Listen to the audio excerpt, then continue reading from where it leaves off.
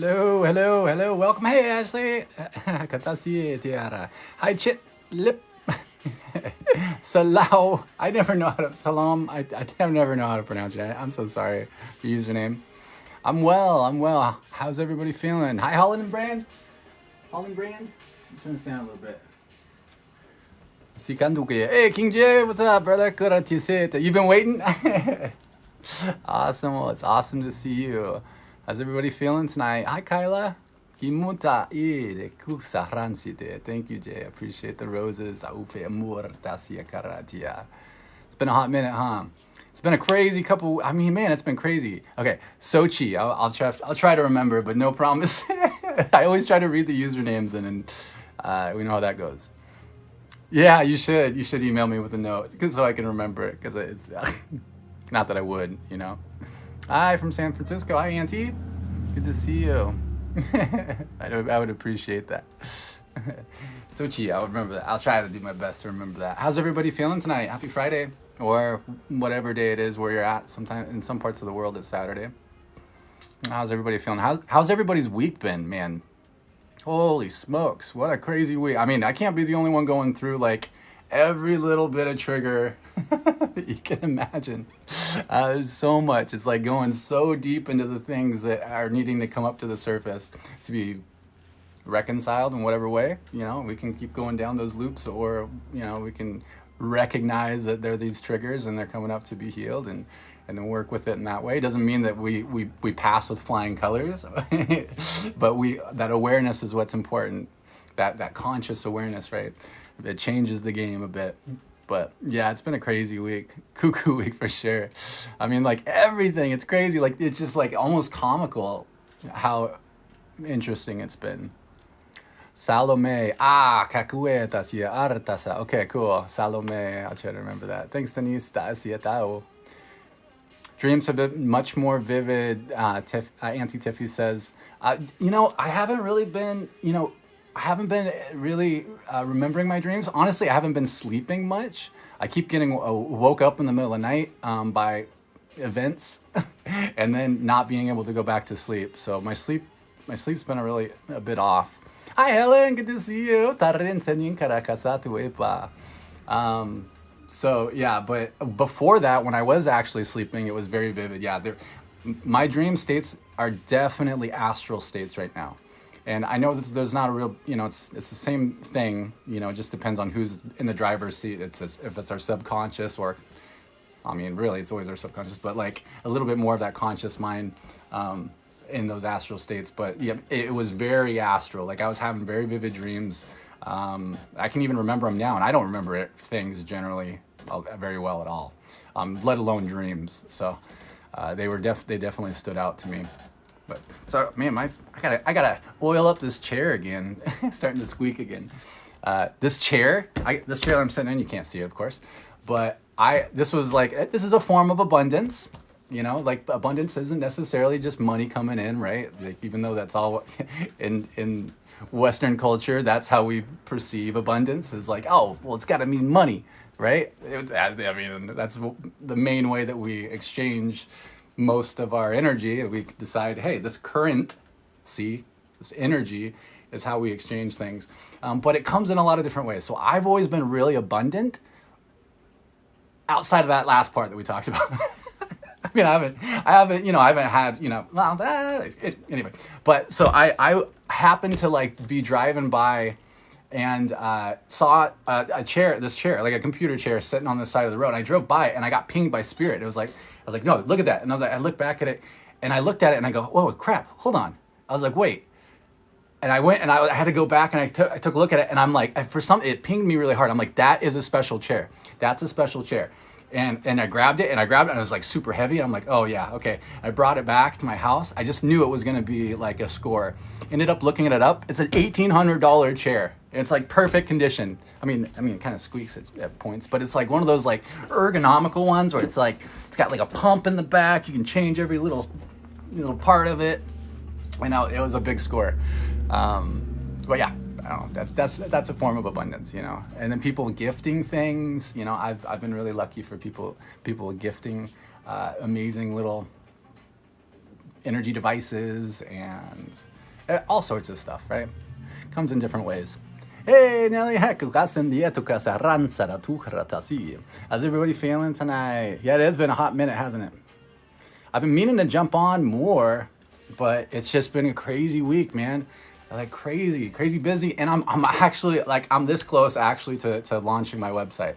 So, and of course, once I launch it, I'm just going to add a whole bunch of stuff. But I've just had like technical issue after technical issue. And finally, I think the server support people are actually going to be helping out now. Hey, Moon, good to see you. How are you feeling, sis? Good to see you again. Yeah, gifting their time, absolutely. Oh, is that Moni jump in? I think that's what it means when it pops up. Invite them. Good to see you, Moni. I thought I was just missing you. I'm glad to know it wasn't just me. Nah, yeah, I haven't been on. Hey, how's it going, Moni? Welcome, baby doll. It's awesome to have you. If you're not familiar with myself or the stuff that I do, I would be considered I'm an energy worker. That's just, I'm not a big fan of labels really at all, but, people might consider me a wizard, obviously. The beard and the hood and, making funny sounds and moving my fingers around. But I guess if there was a label that kind of is most appropriate, thank you, brother. Thank you, baby doll. That would be most appropriate kind of for like what my specialties are, would be kind of like a quantum architect. And I know that's just like a shiny word play for something, but what that means is essentially I work with energetic structures. So sacred geometry in a lot of ways, but everything's energetic structure, right? So like the blueprints that then translate into whatever it is. And so that can be the physical body, that can be energetic systems like at a collective level, like the grids, things like that. So working with structures in a lot of ways. And I do that through different means, but one really powerful way to work with energetic structures is through different tools, like a tool that we call light linguistics, or I call it light linguistics. Some people call it light languages. And light languages are, they're expressed in different ways. So it can be expressed vocally, so like through what sound like sound effects and what sound like different languages and just funny sounds, which are unstructured languages that then modify, they manipulate energetic structures or create energetic structures. But it also gets expressed in other ways as well. So like through the movements of my body, so using my body and my energy field to essentially make shifts, like subtle shifts in frequencies. So playing my energy field like an instrument in a lot of ways in order to make energetic shifts. And it can also be written out as well. Thank you, baby girl. But it can also be like written in like glyphs and different like art. It can be done in movement, like in dance. But when we're talking about light linguistics, or we're talking about light languages, when we call it that because light, well, we know, when we're talking about healing and energy work, we're always talking about light. But like, what is light, right? Well, light is information, light is data. So it's like an expression of extra data. So not only are you just speaking the words, it's not just the words and sounds that are coming out, it's the information that's carried on those sounds. And those things at a multidimensional level, because they're multidimensional tools, it's not just something that's, it's a sound. It's a sound with other connections to it, almost like dial-up code or something, like the old dial-up modems. And then it connects you to something, right? So it connects you to information. Yeah, I hope that makes sense. That's kind of like a little spiel of what I do and who I am, I guess. Let's see, I'll turn it down just a little bit. Is there light language to heal my teeth? Obviously, I obviously need help with that. There is. I've got some like pre-programmed codes. I could always use some help too. Teeth are about decisions a lot of times. That's kind of in general, like teeth represent decisions, but they're also connected to like everything in the body. So, they're connected to different areas of the body as well. So you can kind of break down if you're having issues in certain parts of the teeth, where things can be going on in the physical body as well. Yeah, it's good to see you, White Butterfly. Yeah, and I'm always happy to answer any questions, baby doll. It sounds like I'm giving you a pet name. Baby doll, honey, boo. But yeah, if you have any questions, because this stuff's a little different, right? It's weird, but I'm happy to give my perspective on how it works or answer any questions. Questions are cool.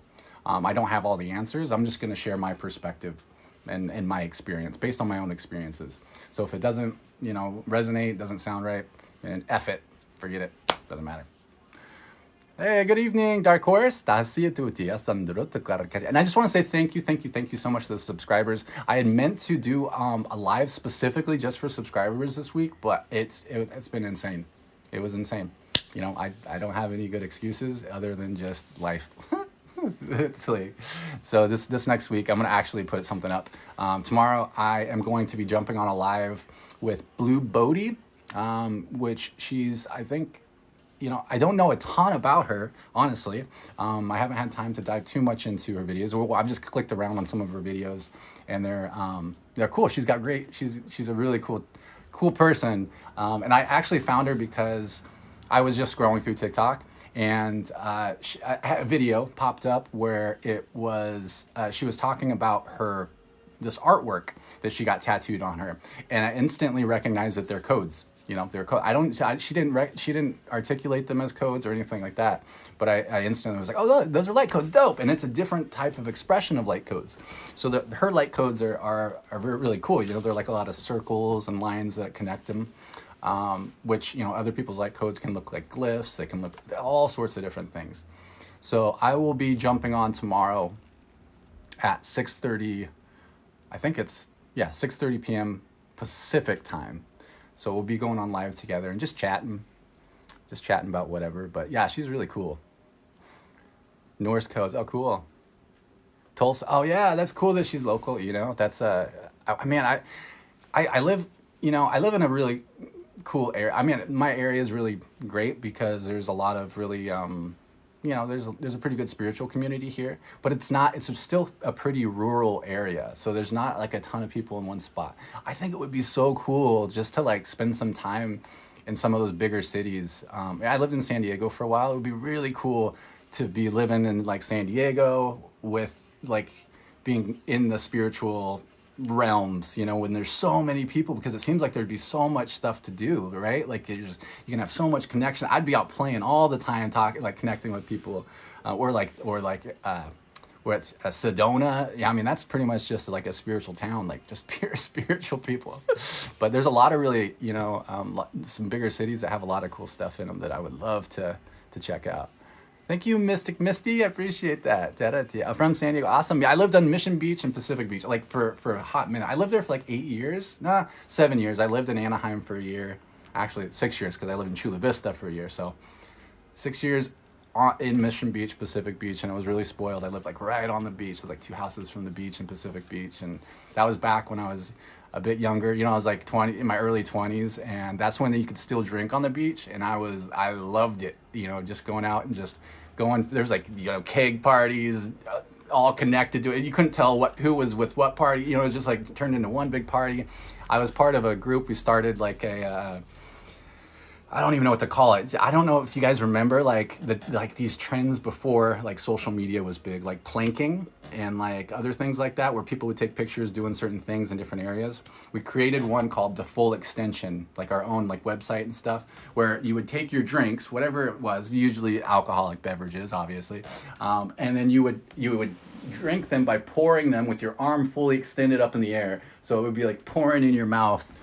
And people would, take pictures of themselves doing that, like on an airplane or like all these like crazy scenarios. And they would post them on the website, and people would like rate them and make comments and stuff. But then we threw these parties, these full extension parties, and we threw them on the beach. And I think our first party had like 500 people or something like that, maybe around 500 people.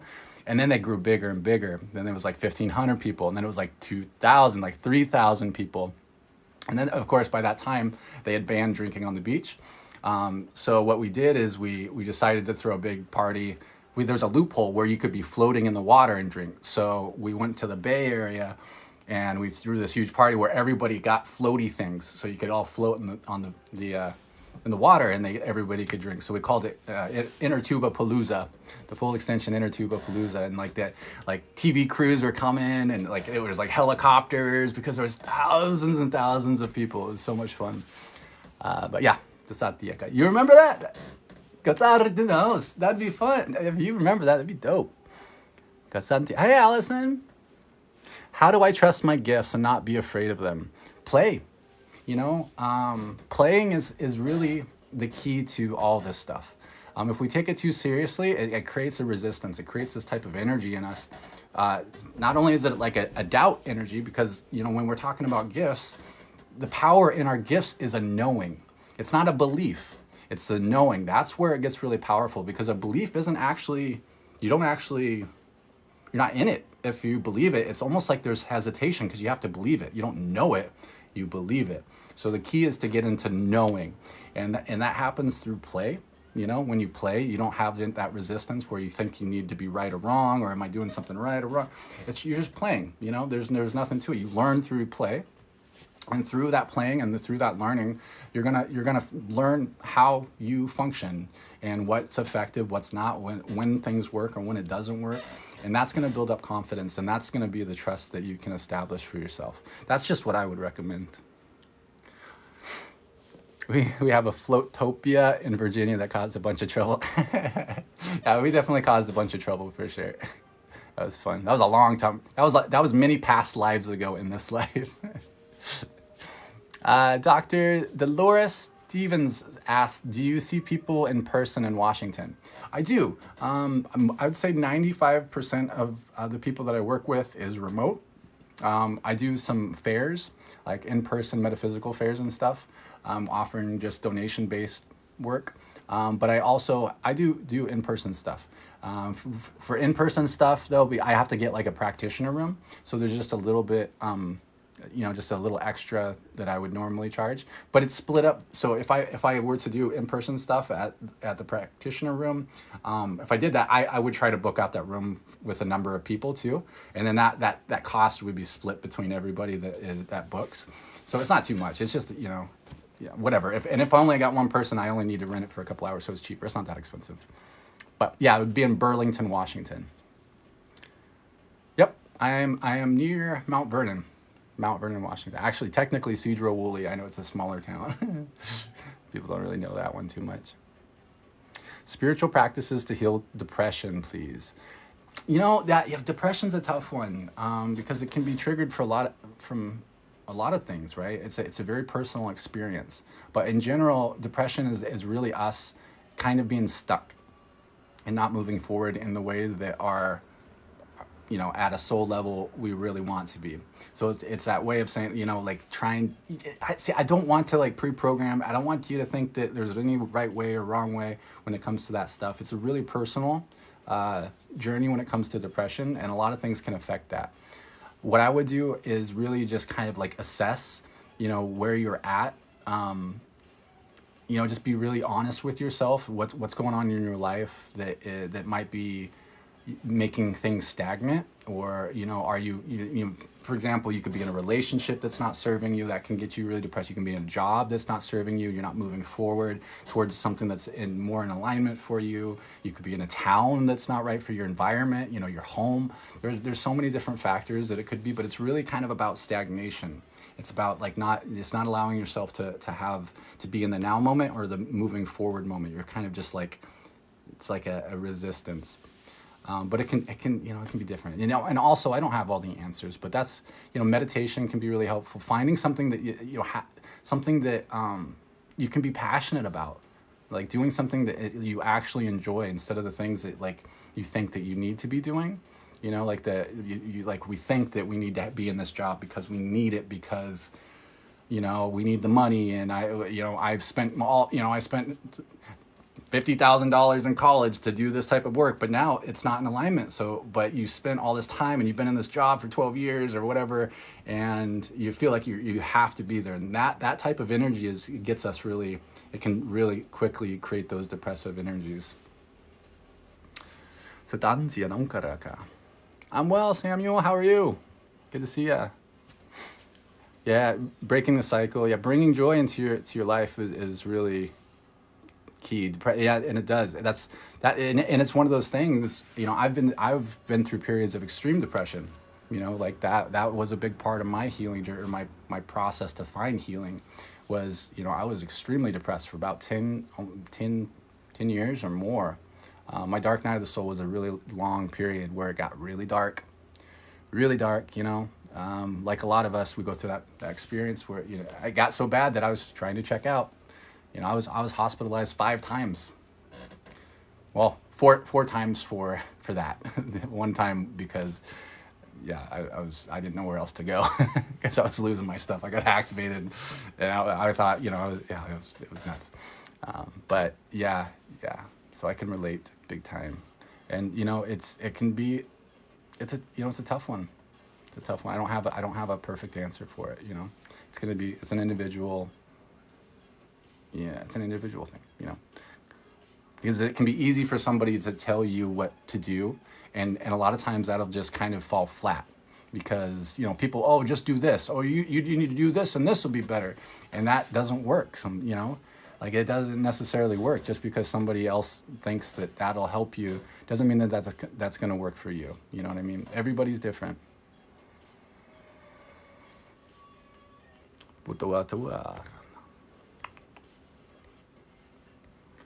Nature's antidepressant. Nature is great. Yeah, that can be really helpful. Getting out, you know, exercising. Honestly, I know that sounds. Oops.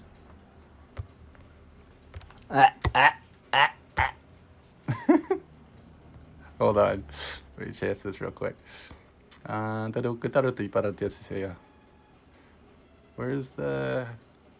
go? Oh, there it is. Okay. Hey, Tay. Come on, why is it frozen? There it goes. All right, there we go. I accidentally touched the dang screen and it does that. I forgot what I was talking about now. Not that it matters. Oh, shoot, what was I talking about? Because I wanted to mention something. That's how my brain works.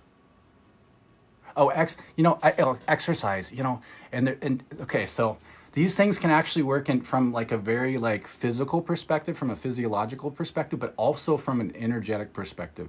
So working out, like really pushing, like trying to like actually like lift weights, like pushing weights, or like, you know, pushing by running, or, you know, really kind of like vigorous like movement, or even, you know, things like yoga.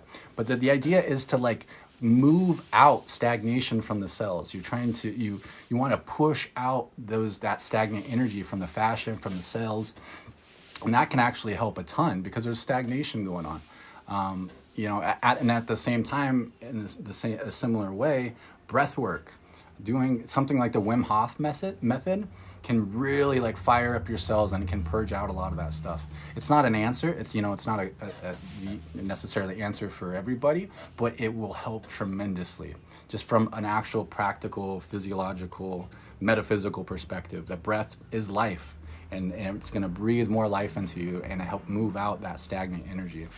So breath work is really powerful for that. You know, you can look into Wim Hof. Like that's actually how he discovered his method, is because of his wife. You know, she ended up leaving on her terms because she was extremely depressed. And of course that threw him into a really hard, you know, depressive state. And he found first the cold, you know, that the cold really forced him to do, like, get into the breath. Thank you so much for that, Amanda. Forced him to get into the breath. And then through that, he would discover how powerful the breath was. So the breath, using breath work and, you know, cold therapy, they're great. They're not a lot of fun, you know, or cold therapy is not a lot of fun, but it's extremely powerful, especially for that. There's so many different success stories related to that, but his story was built off of the foundation of depression. W-I-M, that's his first name, and I believe the last name is H-O-F. It may have 2 F's. It may be H-O-F-F.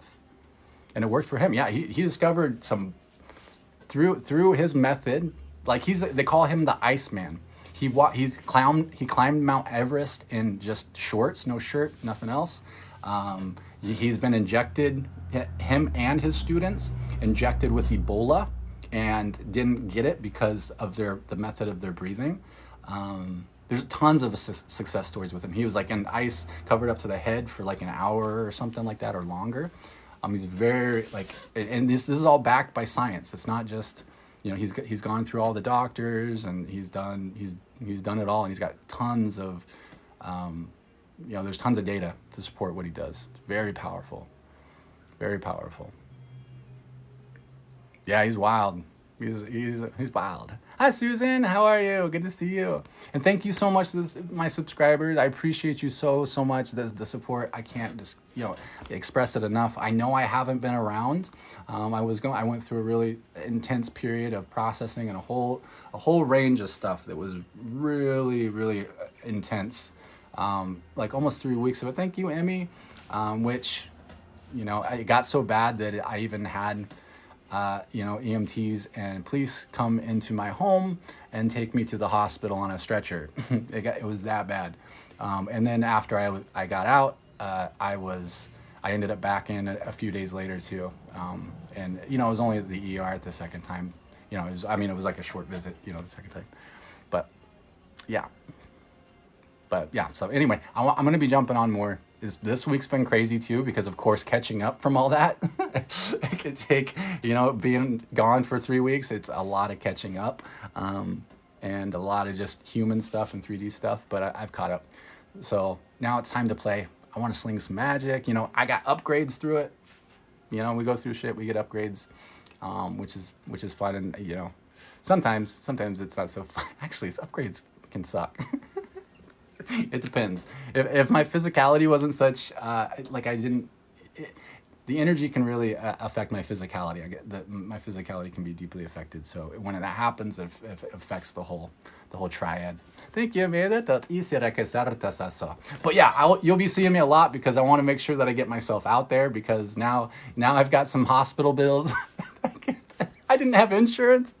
Oh man, and that's a huge trigger for me too, is allowing myself to go to the doctors, because I had so much trauma with doctors in the past, going through years of, I was veteran. I don't, if you're aware or not, I was diagnosed with something that doctors were saying is incurable, and they would even say it was terminal. So I was really messed up. I used to walk with a cane, like my arm was like this, and my left side of my face was like, whatever, like I was pretty messed up. And so I was going to doctors, ER, hospitals all the time. I don't even know how many times I've been hospitalized. In 2016, before I was like done with all the doctors and stuff, I think I was in the hospital like a total of 6 months that year.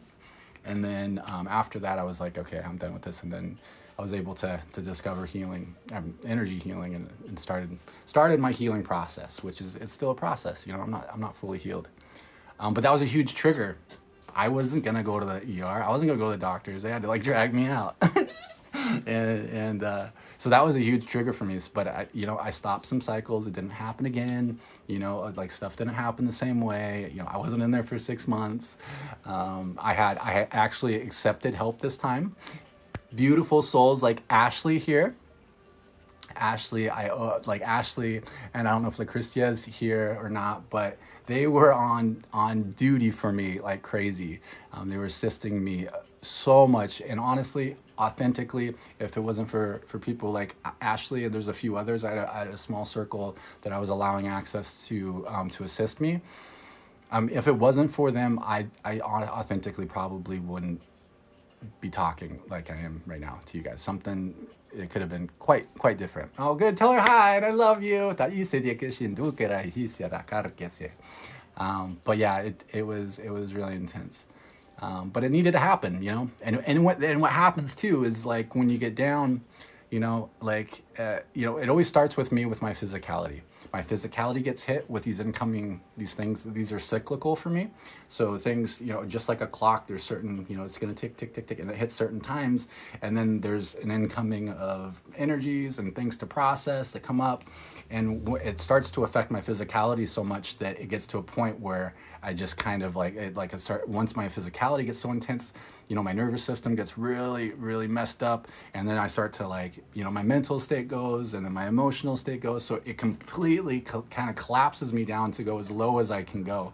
And then of course, when you're low like that, I can't, I'm not able to use all my woo-woo tools. Like I can't even think. So my normal stuff of like my normal protocols for shielding and all sorts of stuff just gets totally messed up.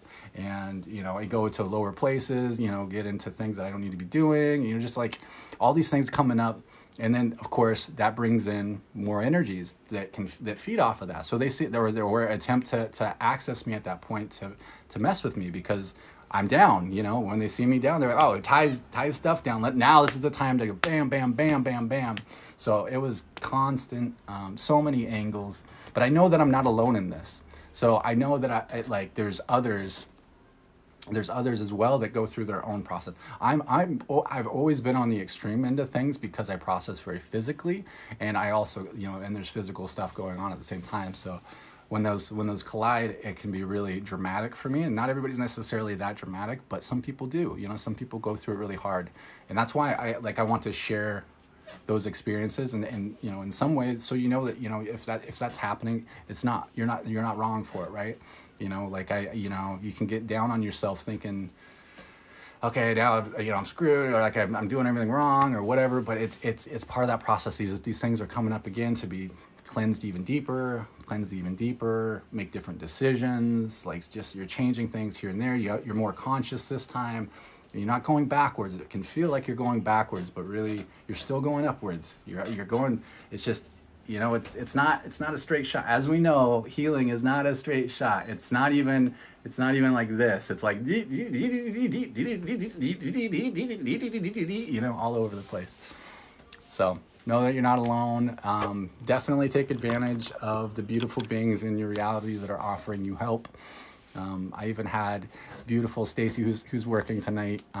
She even came to come take care of me, which was a huge trigger as well. Because when I'm on that low, I usually I self quarantine, and there's reasons why I do that. A lot of different reasons, but I don't let anybody normally into my reality. I just go through it. And this time I needed help, so they helped me, and that was a trigger too. But I needed it. And it was a big lesson for me, and I'm so grateful that it happened. I'm so grateful for the whole process. And yeah, hey Andrew, good to see you, brother. Thank you for that. Heather says, I just had a 2-month period of ups and downs with psychic attacks. It was bad also. Yeah, you're not alone. Whether like so many people. Yeah, I'm glad you made it out. Are you out the other side now? Oh, thank you, Shelly. Yeah, it was tough. But I'm stubborn. I'm stubborn. I get that from my mama. I've been dealing a lot with my mama stuff too this week, which has been really hard too. Lots of triggers. Pretty much every trigger that I get triggered on has been triggered. Which is great. I appreciate them. Yeah, phenomenon. I've actually, I've been having to do life.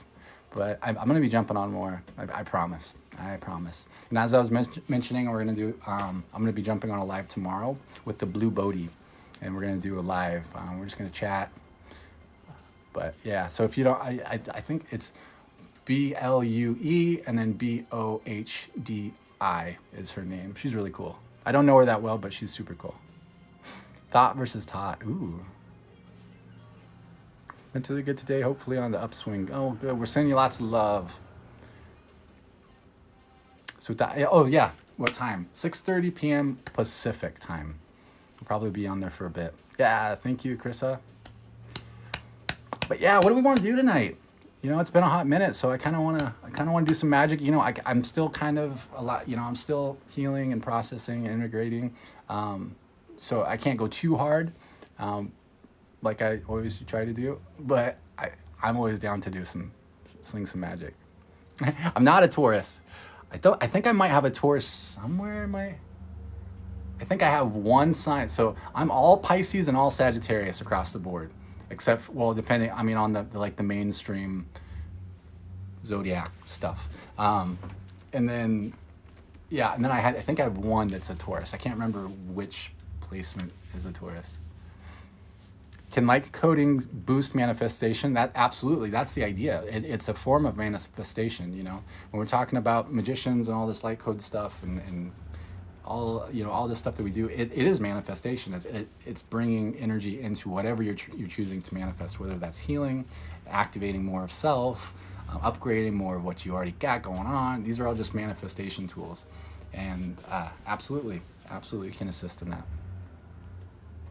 You would say sex. I don't know a ton, but I mean, about those stuff. I always forget all the stuff about the signs, but I'm sure it's all accurate. Pisces is definitely accurate. Oh, cool. Well, sleep's a good thing, especially if you're getting it from energy work. That means you're going deep. It's beautiful. Who's that? Rose. Thank you, DJ Celio. Have a good night. My birthday is coming up. Yep. Well, let's do something. Let's sing some magic. I'm just gonna do it really. We're just gonna be really chill. I'm just gonna do a transmission. I'm gonna see what comes through that's appropriate for everybody's highest good. Only from the love shelf. It's just gonna come straight from the heart. This code is just straight from the heart, just light straight from the heart. And what I would recommend to do, you feel free to set an intention. But I would just recommend just relax. You don't have to watch me when I do my stuff. Just go within. Just place your awareness in the center of your chest, and we'll vibe. All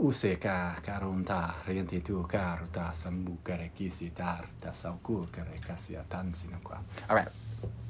So I always just like to affirm that no harm will be done, no energy will be taken that is not freely given out of love, and it will be in alignment for the highest good of all only.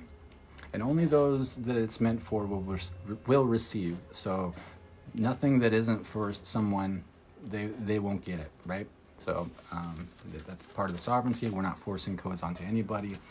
People can tune in the way that they want, and we'll allow their higher selves to assist as well. Of course, we're working directly with the highest self in order to bring through what is appropriate for them, right?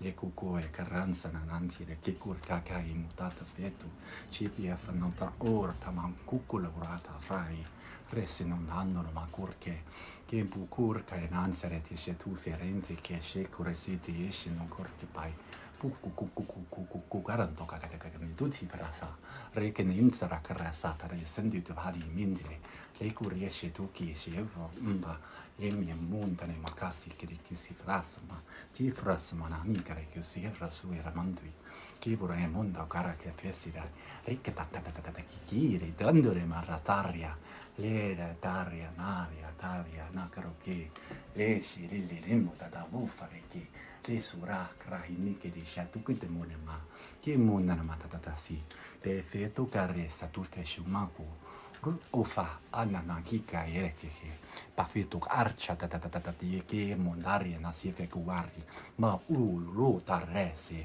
rasinanta che può amma paka le paka mamma ku le chiari le kuya le mandora casarte si ciri tu hari so tu che puri che super che morti mano tu puccio to suvra sata triembura marie te rasa caele le mandora pasura che mantue puku rutto frascio tacchina mandere cosa racca kai luco la mania to che si sia ris us afa hakari le te pesero le fette pesero tato fa fuorumba da wakire le shoare to fara kamungucola le hece to kuti pasura pe wani non tutto che però stati indottare non dichiarare che però tutto sotto niente na allora non tanto da che fare te se che ti sia fa un pacaia calare le letti le seu o lo hot o hale mene che le che ali lo ale lo mando maca che la tu chi para calle che te pasiro kata I see you che santi le te ma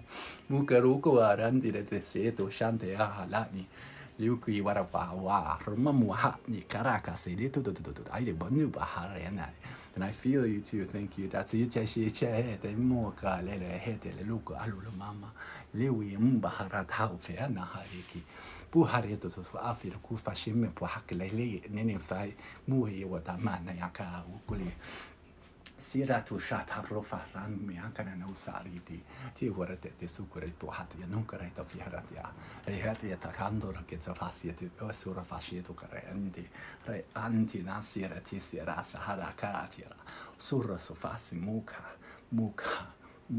rena sulce wasi parte fasi ucado parisce montani facurata meri situ ci awash mare nare tafia cura tampire fur maru anima leti si cuaru fato manto canike citasi shukurata si tatasa surata si atasa shukawa kuari fakuari tasiana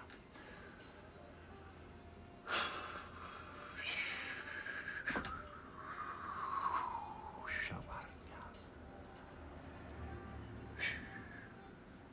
madawa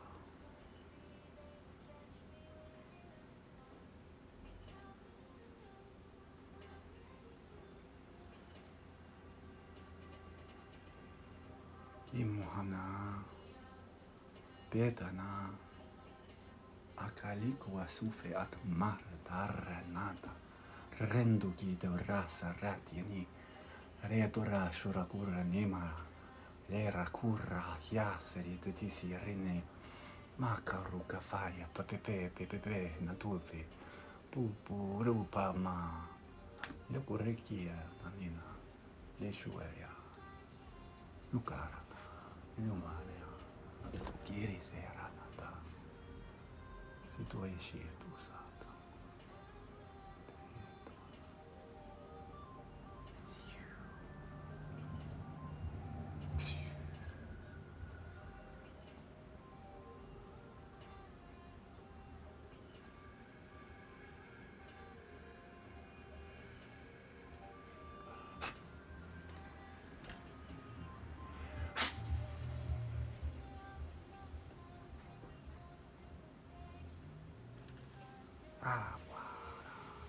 Chari, kichari,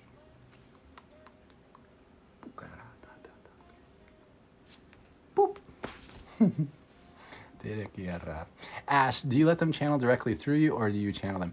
They're me. It's just different expressions of myself. That's all it is. It's just all me. I, at a level, I make decisions. At some level of it, I'm choosing. It's not just like something's forcing its way through me, but it's very natural. It's very flowy. It's not. It's like dancing or something. Like you can make a decision, but you're still moving to the music. But it is and it's not at the same time, right? So it's me, but there's still some separation, even though there's no separation. Like most everything's is a paradox. How long do I channel the energies for? I'm not sure I understand the question. I'm happy to answer it though if I understand it a little bit better. Joshua says that felt like a warm hug. I love hugs. Hi Ginger, good to see you. Tarinsa dan kurukasi itia na ikere lele montuela hunkarai. Yeah, you are still here. I thought you were bailing.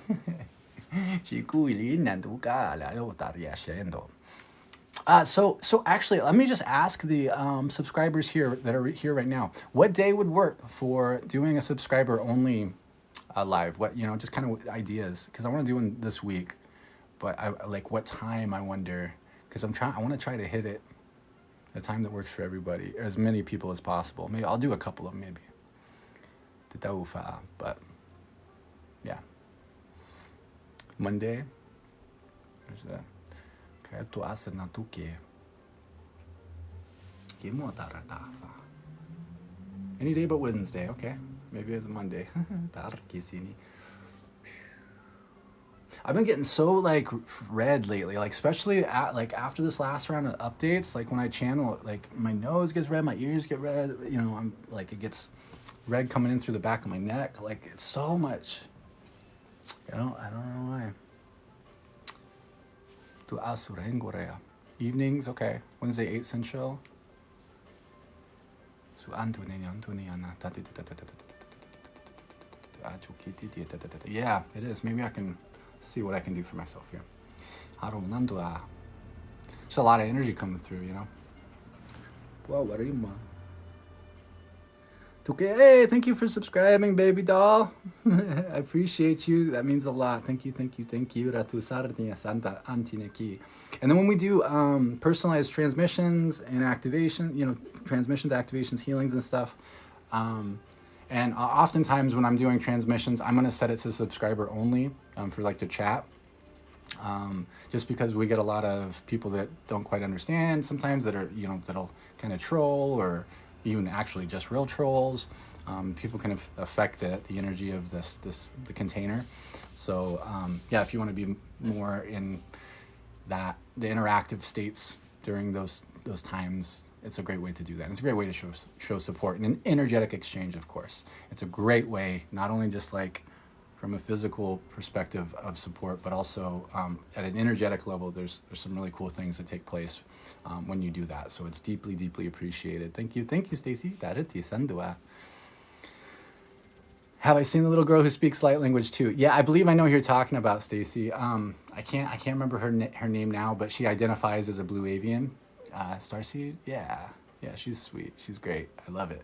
There's so many of them out there too that, you know, that aren't seen, and a lot of them that aren't quite yet being recognized for what and who they are because they don't have family there. Yeah, 7, that's right, 7. How do I forget that? I love that because I'm 12, so how can I forget that she's 7? That's beautiful. Oh, thank you, Susan. Thank you for being the first check mark on the live stream goal. So thank you for that so much. I appreciate you. Yeah, it's 7 with a Y. I like that. What is light language? That's a great question. So I like to refer to it as light linguistics, and I apologize to the people who have heard my spiel 1,000 times. I'll try to think of some new ways to articulate it. But I like to call it light linguistics. Light language, light linguistics, when you're talking about light, you're talking about data. Light is information. And it's a way of expressing extra information in different ways. Thank you, Kayleen, for subscribing. But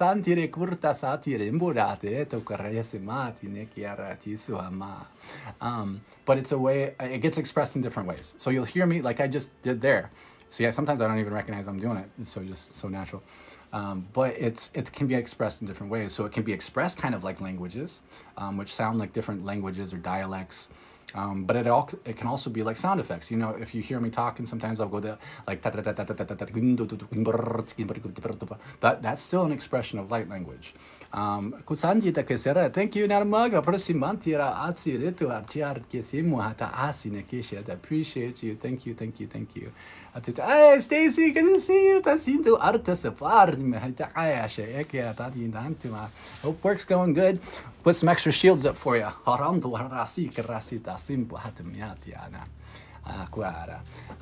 right, so what was I saying?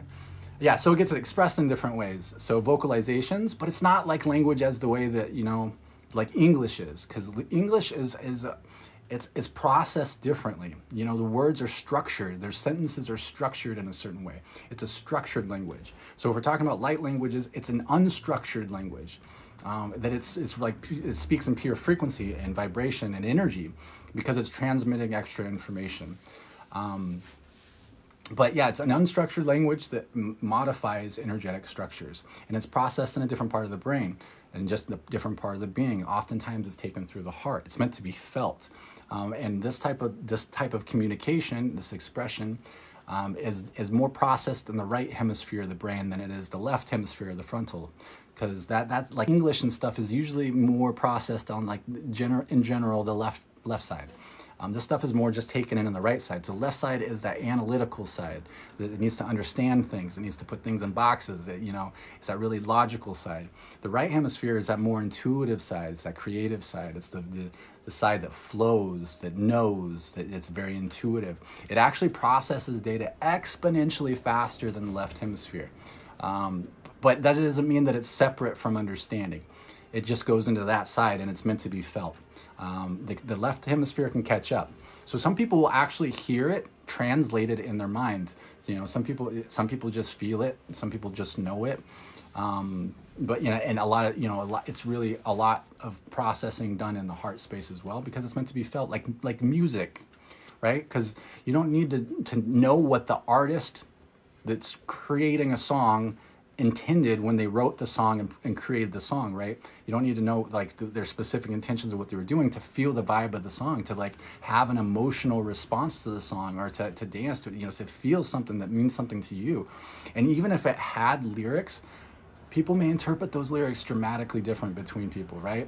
So in a lot of ways, it's like that. It's taken through the filters of the ego structure. So each person gets a different gets different effects from it. Some people get very similar effects. It can be like a theme, just like with music. It has a general theme. It's upbeat or it's down low, but in that same way, there's an intention oftentimes that is felt in general, but it's still taken through the ego structure, because spirit, metaphysical, the spirit realm speaks in metaphors. It speaks in symbols, not because they're trying to be all cryptic and all occult, and it's only the special people get to know. It's because symbols are powerful, and they can be taken in a multi-dimensional way. So it's a multi-dimensional way of expressing, and it's universal.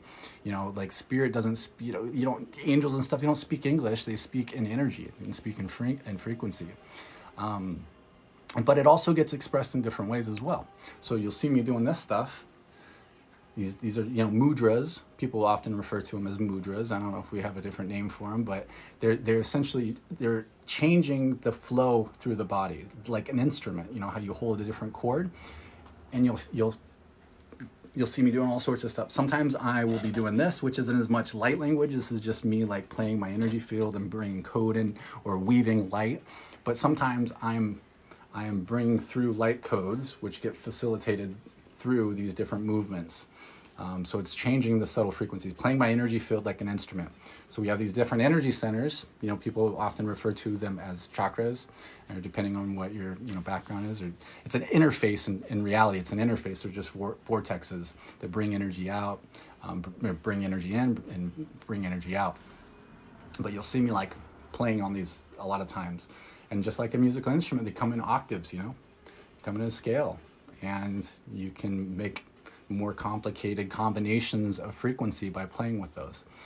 People also will write it out. You'll see people, those symbols, you'll see in movies, when magicians or their spells, there's all this kind of looks like alien speak, or the script and stuff.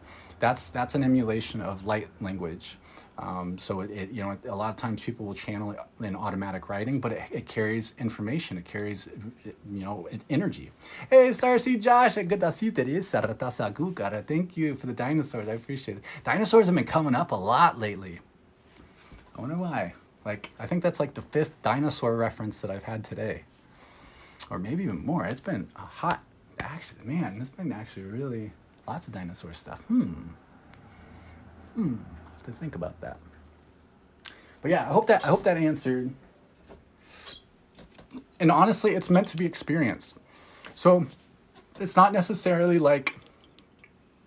it's not, it's something that you should be felt, you have the experience with it, and you won't really truly understand it until you start to express it yourself. And it's not something that you learn per se. You can learn to understand it, but it's not something that you get taught. It gets remembered, so it gets triggered within, and it starts to express itself in its own ways. And that's oftentimes, we'll call that, when it first gets triggered, we'll call that your soul language. A lot of times, because it's an expression of your soul. Sometimes the dialects, the different languages that come out, come from other lifetimes. They'll come from, you'll hear people talk about Palladian light language, or Arcturian light language, or Lemurian light language. Thank you, Stacey. Lyran light language. These are different frequencies. These are different energies, different hats that come through, that express things from these different experiences. Different themes. But all of us have our own soul language, and that's sometimes a combination of other lifetimes. All these different expressions. It could be like a favorite lifetime, or it could be relevant for this lifetime that you're bringing through. But yeah, your soul understands. Your soul feels it, and that's what makes it really powerful. Yeah, and mine are always a mix-up. I mean, some of them you can really identify as, a certain thing, but I'm always kind of mixing them up, because it's not so rigid. It's not like English, and it's not like English and then Portuguese and, Chinese. There's not that rigidness to it. It's flowy. It's not so structured. It's meant to, it's meant to be fluid, man. Man, just go with the flow, man. I can barely speak English, right? Me too.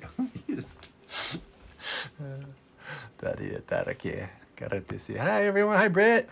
Hi Marie. Karansere tu karansi nakua. Pepo arta.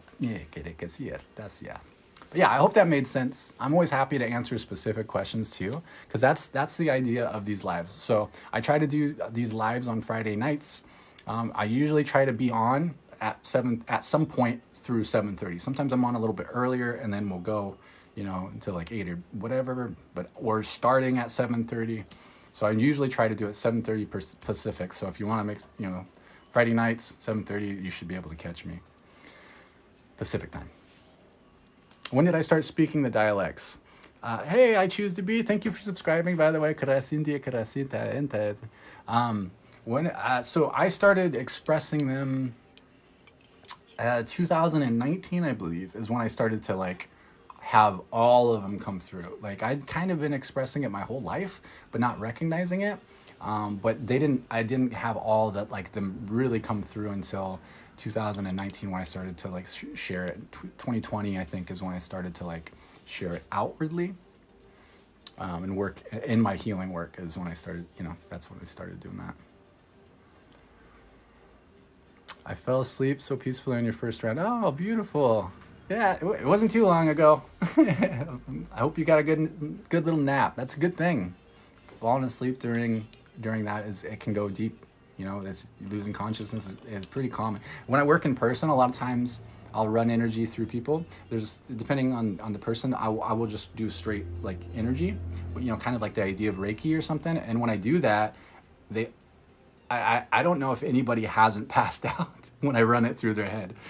They almost always will instantly start snoring within 20 seconds, which is great because they're going deep. They're going really deep. And they're doing. So it's a good sign. It's a good sign.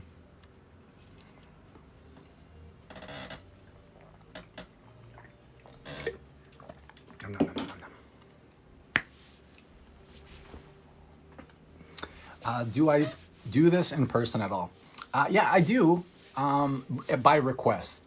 So it's not something I'd say I do 95% of my work remotely. I do fairs and stuff. Unfortunately, the place that I normally do metaphysical fairs consistently, they're putting things on hold for a little bit, which is good. And they need to rest, and they're doing a lot of, they're offering a lot, and it's a lot of work, and they weren't charging anything either. So it's, yeah. So, but I also do other metaphysical fairs as well. But yeah, I do them in person. I am near Mount Vernon, Washington State. So I do them in Burlington. If I were to do in-person sessions, the practitioner room is in Burlington, Washington. Sorry, my chair is all squeaky. Oh, Bellingham, awesome! I gotta go Bellingham on Monday.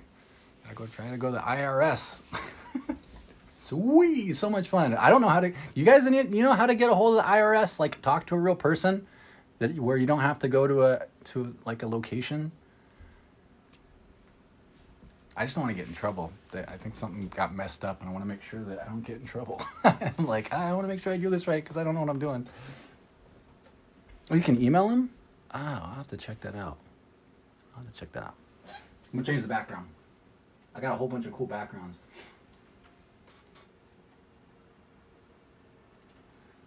So this is if you've heard me talk and create structures. So I'll talk about like my shielding tech or whatever.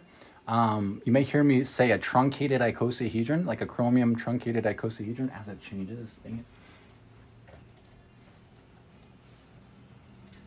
it. You'll hear me talk about a truncated icosahedron made of chromium mirrors. It would look similar to this. Very similar to this. Yes, I do use light language. I call it light linguistics, but yeah, same idea.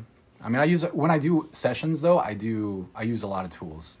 The most popular option that people usually get, like I'd say 90% of my clients they get the frequency upgrade. And so the first, we go through a bit of a protocol for it to make sure that we authentically get you there. Hey, Amber, yeah, exactly. Sarsi, just that, yeah, that icon, that's a truncated icosahedron. But we go through a bit of a protocol to make sure that we get you there. So the first session, it can sometimes take a little bit longer. It can be a little bit more intense, but it always has clearing. There's always clearing, of always healing, lots of healing. Aligning energetic systems. So like we go through the energy centers, we clear them, balance them, align them, we upgrade them, we hook you up, we go work with your soul star to bring through more self. We do all sorts we hit it from all angles. And of course, then we go into deeper with, channeling to go bring through activations, upgrades, things like that, whatever's appropriate for you. It's always facilitated. I mean, it's always guided by your highest self. So your highest self works directly with my highest self to bring through what you need. So sometimes it might look a little bit different for some people. But then after that, it's, after that, the next frequency upgrades are we just we do a number of different things. We still go through the protocol a little bit, but that's really when we're guided to do whatever needs to come through specifically for you. Yeah, I would love to see you, Josh. And thank you, Cosmic Rose. Or Cosmic Rose Ascension. I appreciate that. But yeah, if you're interested in that, you can find more info in my bio. The link in my bio. You can book through there.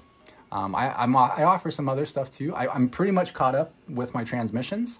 So I don't like to try to pitch my transmissions until I've delivered the ones that I owed people. So I'm all caught up on that. So if you're interested, I also do personalized transmissions as well.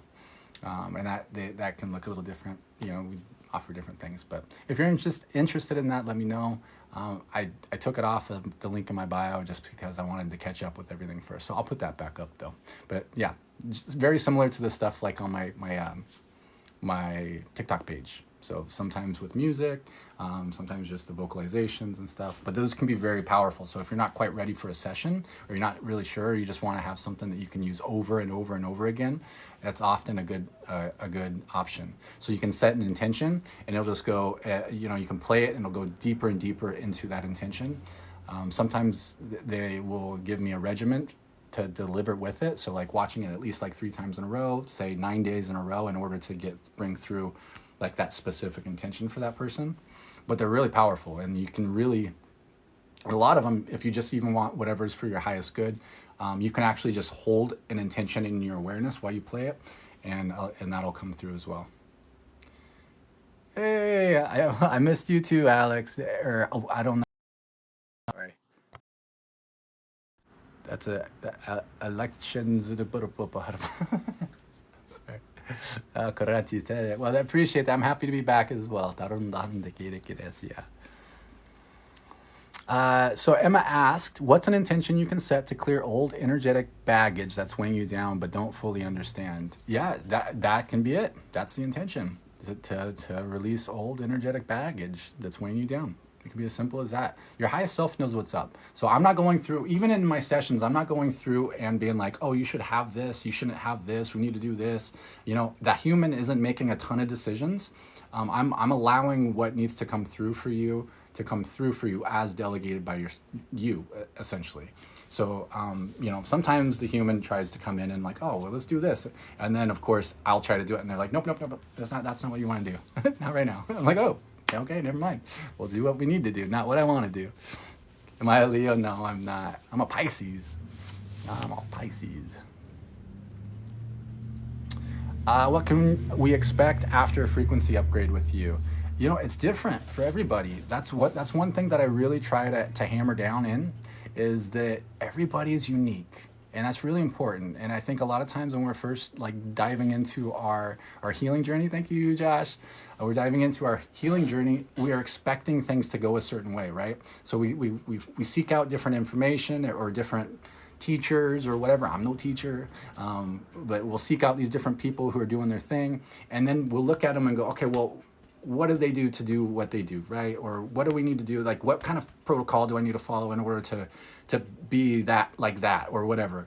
But it's so important. That messed me up because I not that I was necessarily expecting that from other people, but I was doing it subconsciously, thinking, okay, well, I'm not doing something right because I'm not doing it this way. Or I'm not doing it. I need to do something like this. So I was like constantly searching for the answer, and then through other people until I finally recognized, wait, I'm like the inverse of it. Like all the stuff that like works for other people, I almost didn't. I had like almost the opposite. So I like to remind people like you're unique. So follow what feels right for you. Varnini, okay, cosa ti arta sa ni kara kasita yeti arta sa. Tarti sa te klasan okay, ata ni kara kosari. That just reminded me. Sura torkeshi ne kasatu anti ne kitarta se fa anti moi ta karakeshi hatiera. Sirutu pardiata. And thank you for that. I appreciate that. Tanso kai ka baroto pantu me akari. But yeah, so it can look different for different people. So like what can happen though, because it's really designed to get you to that next level, and this can happen with really big healing sessions, is that, you know, sometimes the heavier stuff that we've pushed down for years or even lifetimes can start to bubble up to the surface after a session. So it can look like releasing. But for some people, you know, it's just like some people's gifts fully come online. I've had people like fully come online after one session. I've had people have profound healing experiences because that's, you know, sometimes, you know, I go through a protocol in order to get people there authentically. And, you know, for one person that might look like getting upgrades to their spiritual gifts. Somebody might already be working in the healing, you know, the healing field, doing their thing. They may be doing it for 30, 40 years or something.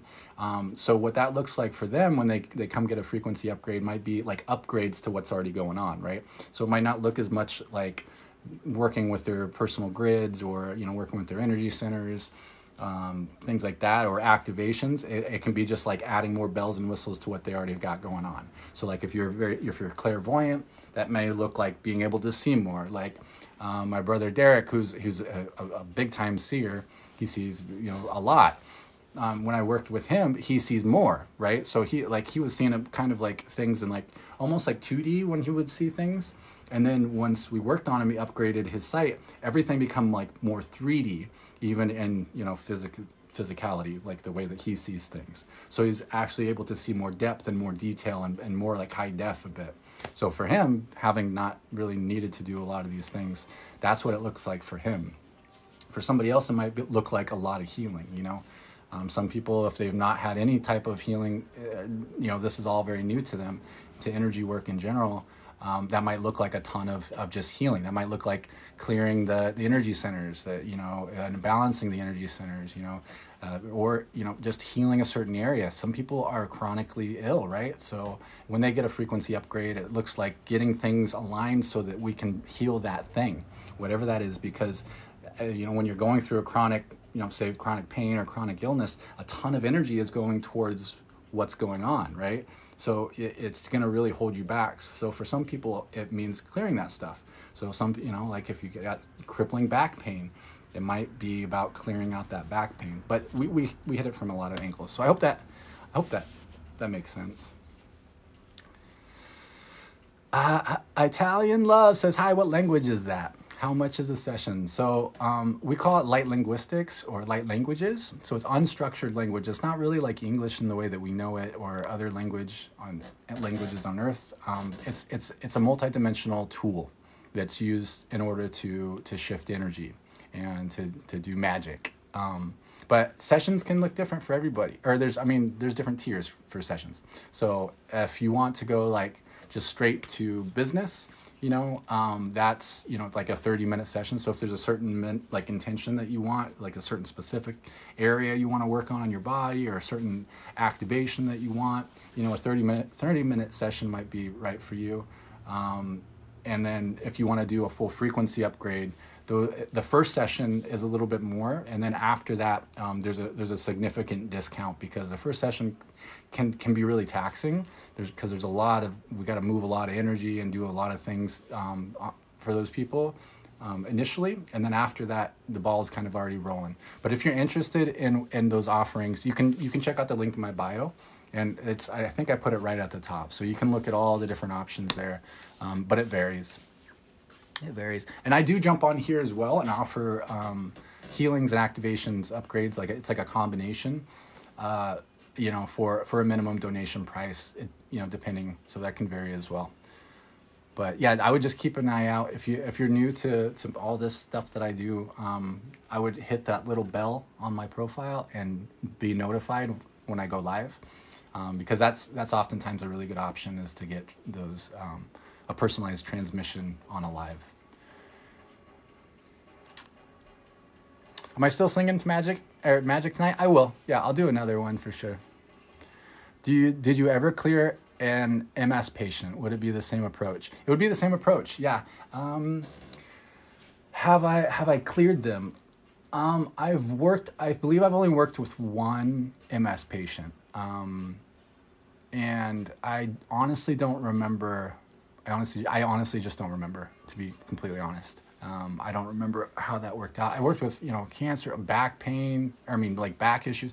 I've had literally, I'm not lying. I've literally had people who couldn't walk or couldn't get up, couldn't lay in certain positions, that in one session, at the end of the session, they were able to get up and walk and flex around.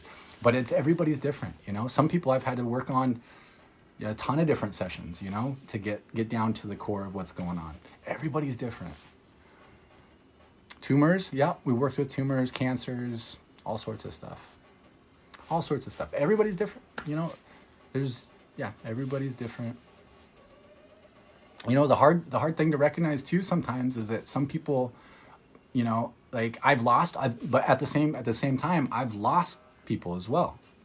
That's sometimes the hard part about healing. Not everybody is ready to heal. Not everybody is meant to heal.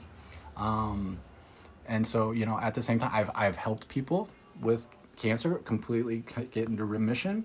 And on the other end, though, I've also lost somebody too. So, I just want to make sure that, it's not always perfect, There's great success stories, but there's also times when, there's bummers too. So. Hi, Artemis. Good to see you, Teresa. Thank you, Midwest Horse Herd. Thank you for the powers.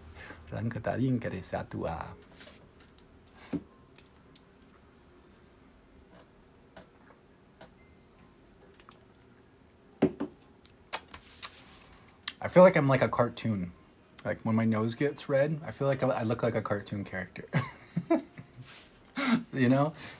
Like I don't know. It's my I don't know what I am. I think I've got red in my beard. I've got freckles. I know I'm a purebred mutt, but I don't know, like Irish or something, or Scottish or something. I feel like a cartoon. You call me Rudolph? Yeah. Rudolph, the code slinging alien guy. Yeah, same with the medical profession. Surgeons can't save everyone either. Yeah, it's a tough thing. Why is it red? No, I'm not cold. It's just the energy. It never gets like this any other time. Actually, I lied. Actually, this week it's been getting red when I've done energy work. My neck doesn't do this unless I'm on a live. I think it's just because I'm talking so much and like channeling, like just bringing through energy through my throat. But yeah, I don't know. I don't know why my nose and even my ears kind of turn a little bit red. It does every once in a while. It's not all the time that it does it, but I think it's like I get excited. I'm pretty high energy tonight. I'm like kind of like excited to be back on, so I'm like kind of cracked out. Like, chill, Ty. Ground, bro. Chill, bro. I remember. It's okay. And I'm really sensitive too, so I feel everybody. So that gets me all buzzed up too. I feel all the energies. Oh, thank you for the hearts. Tarento carientia. Peace pie. Hey, good to see you, brother. What was the question? Do you have a perspective to share on that? Let me try to scroll up and see. Okay, friend, I find myself these days in a potent state of channeling, intensified even for me. Yeah, so if you're channeling, that can be, as these things are moving through, you know, as you're upgrading, because there's a lot of upgrades that are coming through, and as those upgrades are coming through, your channeling can really intensify. A lot of times, what comes with channeling, and I'm not sure how you're channeling as well. I don't know if you're channeling like light language, or you're channeling other beings, or whatever it is that you're doing. There's always energy that comes with that. So, as the energies are intensifying, that can definitely intensify the channeling states. I may be allergic to you guys. That may be true. Actually, I'm gonna grab this shungite real quick.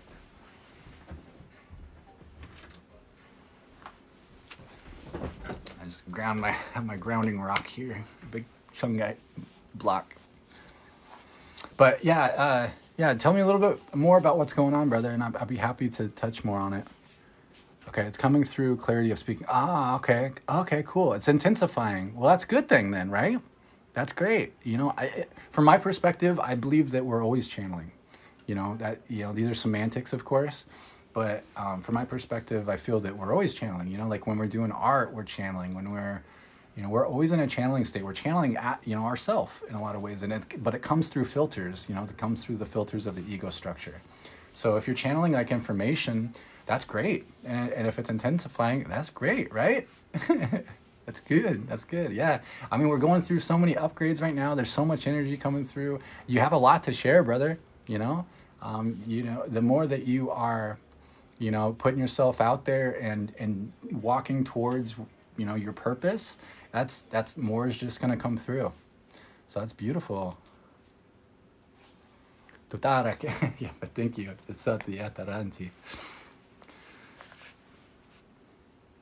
Yeah, definitely hydrate. I like to hydrate with coconut water.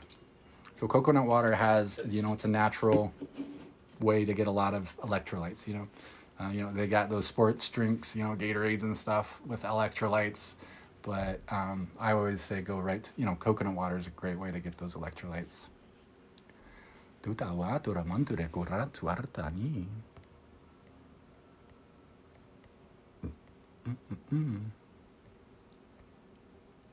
I love that hyper state of creation. Potent. Awesome. Yeah, it's good to see you. Yeah, shungite. Yep, this is a big shungite stone. I love it. How do you know if you've cleared ancestry stuff? That's actually a great question. I honestly don't have an answer for that.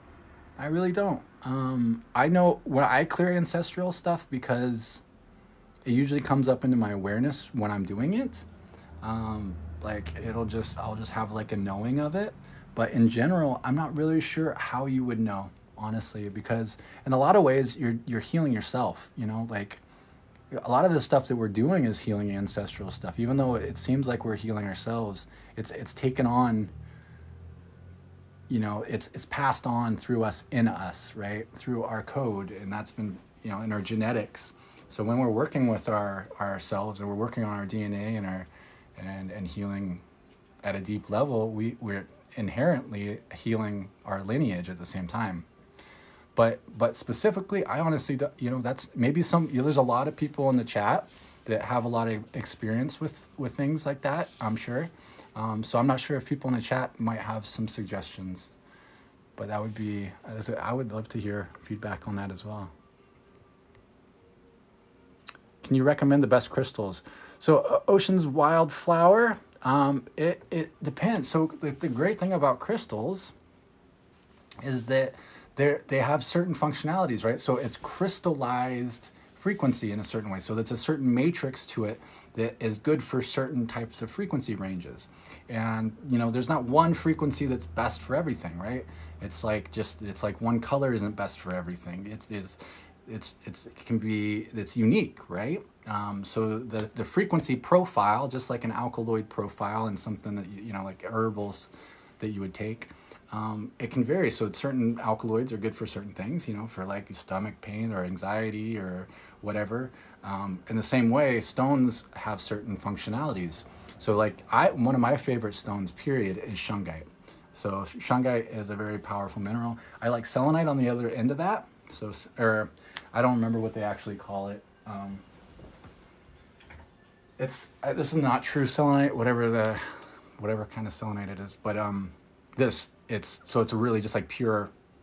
It's like on the other end. It's really holds a lot of light. It's just like pure light. You don't have to cleanse it. Neither of these you don't have to cleanse. So selenite and shungite, you don't have satin spar. That's right. Thank you.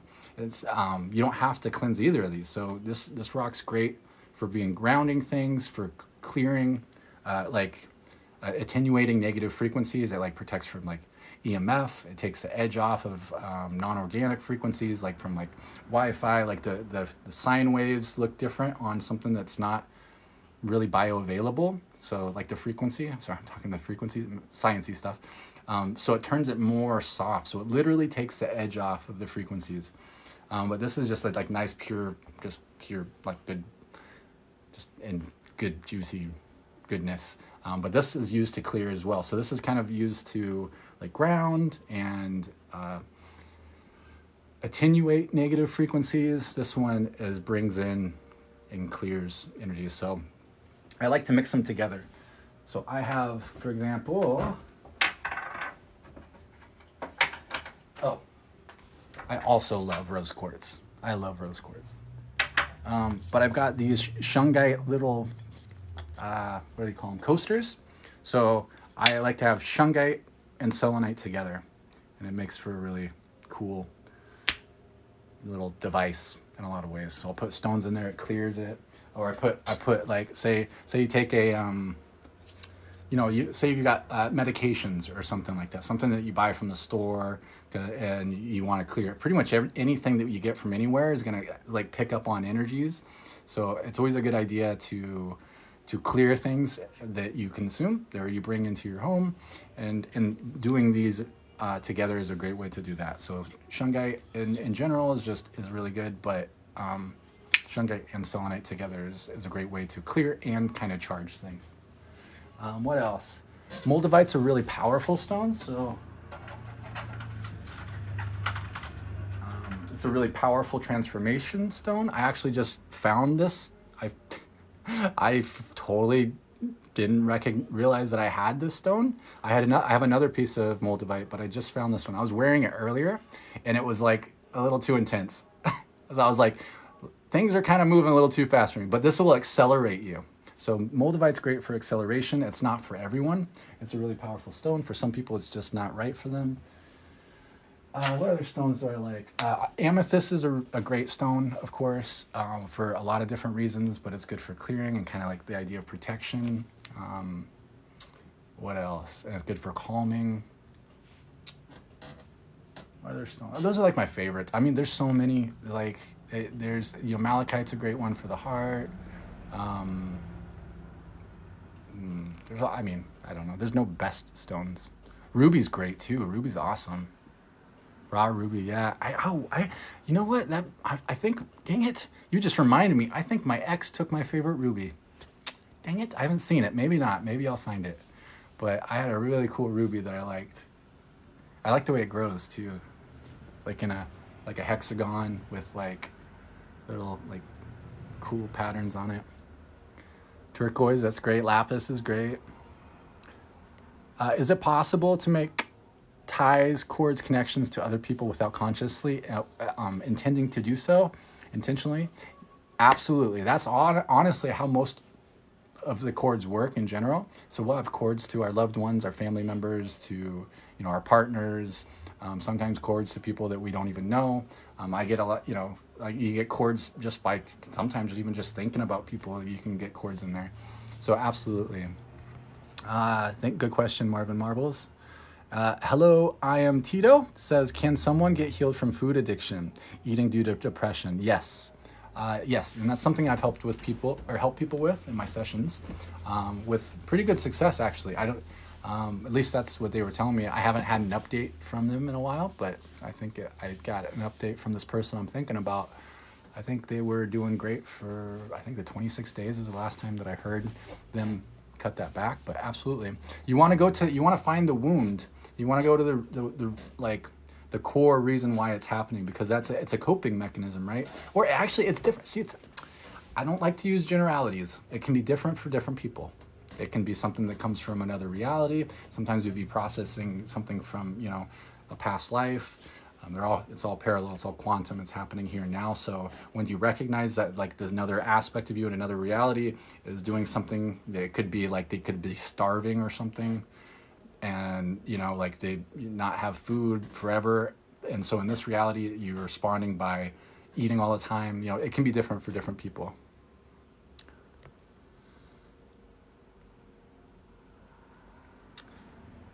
Is that a bad thing? How can you know signs of it? Thanks for answering. Um, it's you can feel it a lot of times.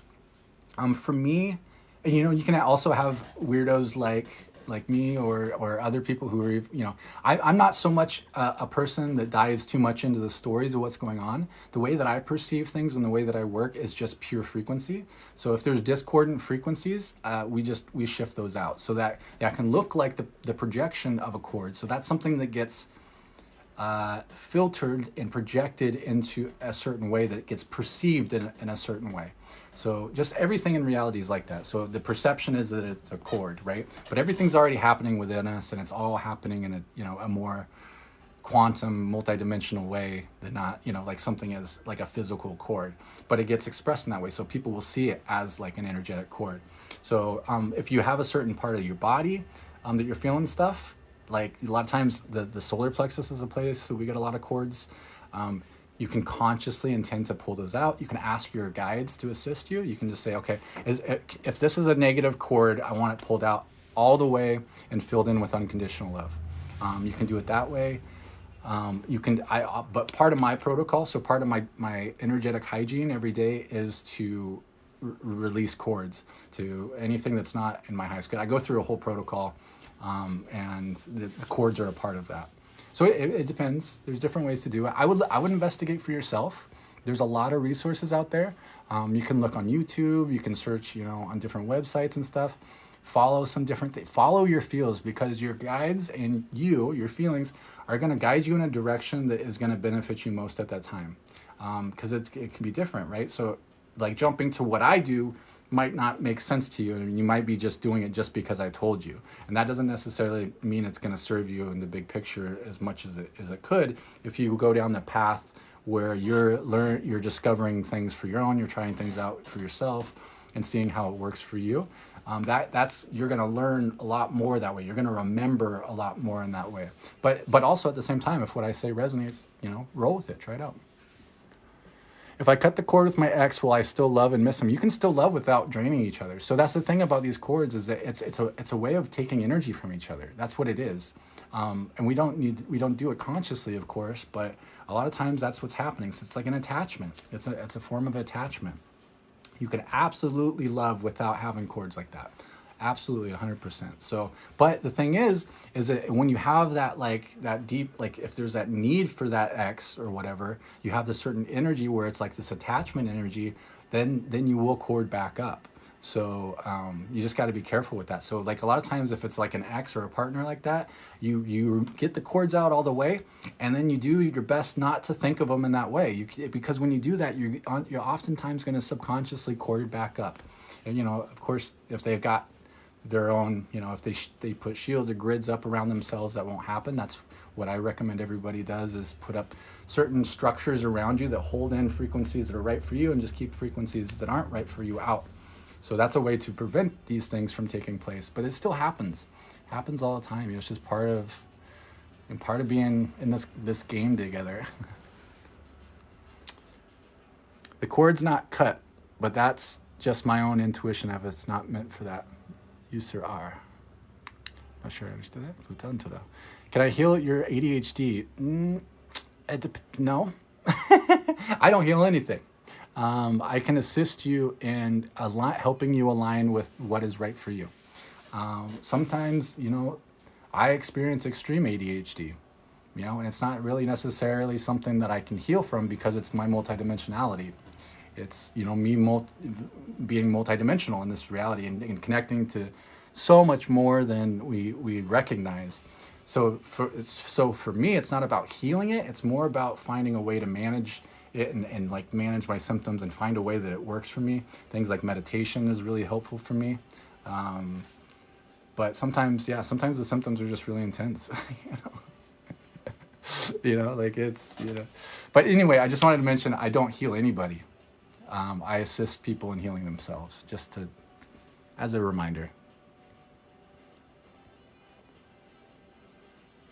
I'm back. Thanks. Hi, Jennifer. Thank you also for subscribing. I deeply appreciate you. Oh yeah, I'm sorry, Ocean's Wildflower. That's hard, and I would just stay on top. So if you continue to cord, it's going to continue to create a pain though. So there's that attachment. It's going to be harder for you to heal, honestly, because you're going to continue to exchange those energies that it's going to keep you in that kind of loop. So really allowing those things to be released and trying not to focus on it and really try to focus on you will help a lot. It's a tough part. Breakups are tough like that. I do it, all the time. I'll oftentimes, but I'll catch myself too. So I will catch myself when I do it. So I can feel when I do it.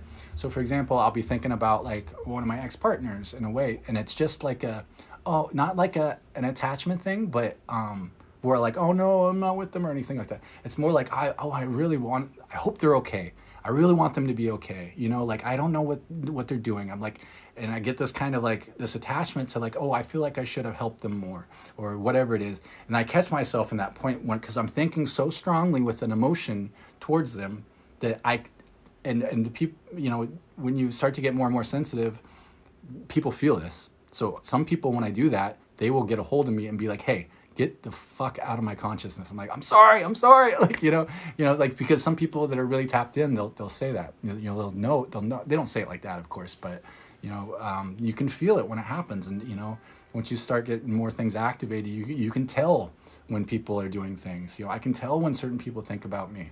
I can tell when they have certain thoughts about me or certain energies. Like just boom, they'll pop into my awareness. I'm like, gosh, come on.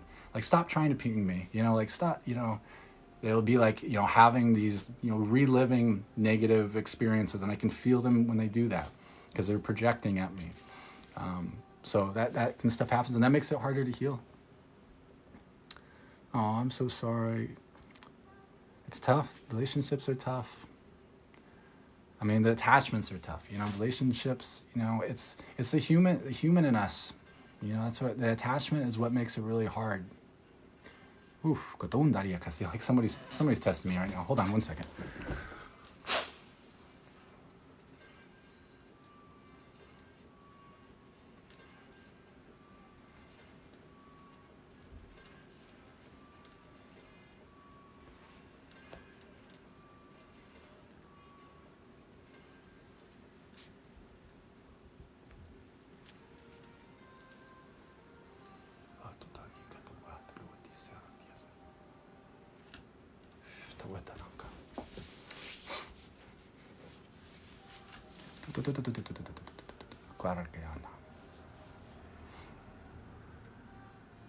Oh, awesome, you got it. Awesome, Amber. Glad you got it. Cool.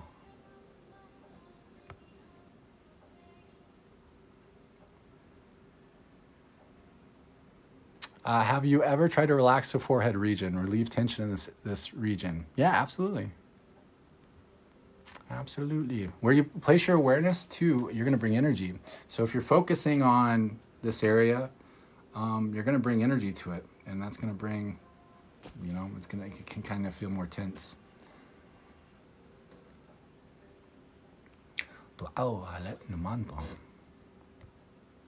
Do you ever get weird energy sent to your back when someone is mad at you? Sometimes people will unintentionally send psychic weapons.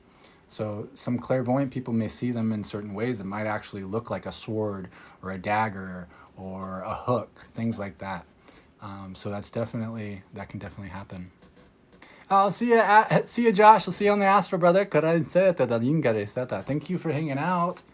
It's always good to have you.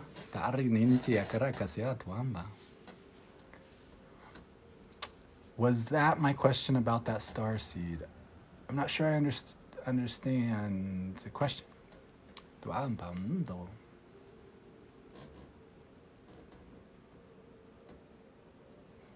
I vibrate but can't travel. You do travel, you're not connecting your conscious awareness to it yet. You do travel. We travel all the time. But if you're talking about like astral projection, consciously an out of body experience, that's a different experience altogether. So there's different types of astral travel. There's different types of traveling for sure. I asked, can you tell if someone has Pleiadian starseeds? Some people are really good at that stuff. Sometimes it's really obvious. That's not really my forte. To me, the way that I perceive everybody is quite multidimensional. So that's not really, like getting information like that, that's not really my specialty. Other people are much better at those type of things. For me, I'm all just like pure frequency is the way that I perceive things. Do you know about reoccurring dreams? It depends on the dream, right? It depends. It depends. Sometimes we have reoccurring dreams for different reasons. Sometimes it's a subconscious thing that hasn't been looked at, that we're trying to work through. We haven't worked through it enough. Sometimes it can be things that play out from other realms, essentially, like other quantum realities that are playing out in the dream state. Sometimes it's actual experiences that are taking place in the dream state, in the astral states. So it can vary. Always about my son, had it many times. Yeah, I'm not sure. I mean, I would break it down. It's going to mean something to you specifically. That's how your dreams are. They're going to be, it's going to be symbolic in a lot of ways, metaphoric. So breaking down like the energy of like what's going on and what that feels like to you will help you kind of like reverse engineer what's going on, so you can find like where that subconscious thing is coming from. There's a lot of readers too, and there's a lot of people who focus. Hi, la Cristia, Carantia, Katia. No, thank you. It's good to see you, Taria. But yes, there's people who are specialized in those type of things too, like dream analysis, things like that. So yeah. Tutau kerendara tuki shante nana to kar 12 to do metake. It's 12. It's 12 where you're at. Wow, Grandia. 12. That's why they often will call me in spirit. They'll call me 12. If I ask my name, they'll say 12. They say left 12. It must be on the left side or something.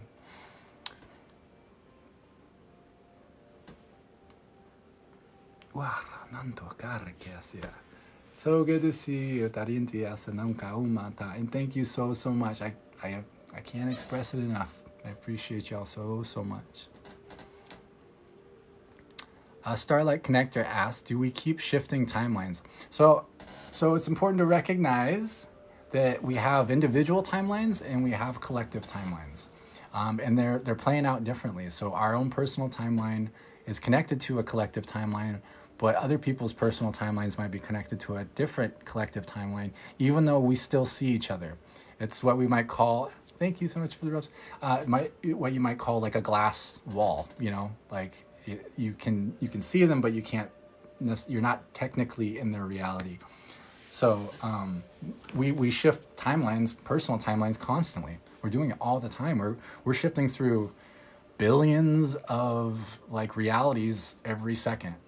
That's just the way that it is. Like everything is actually still, but it's because it's like this, we're jumping between them. So it seems like almost like a, like the animation, like you make animation, it's a frame by frame by frame, they're drawn, but when you play them and sequence, it seems like motion.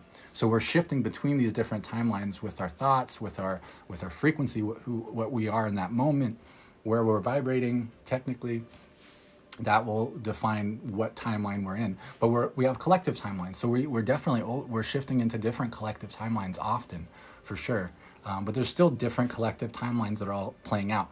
But the thing is that these collective timelines are all going to end up to a certain point. So it's like all these different rivers of possibility. Choose your own adventure, but at the end of the book, it has a very similar ending. It's not truly an ending, but.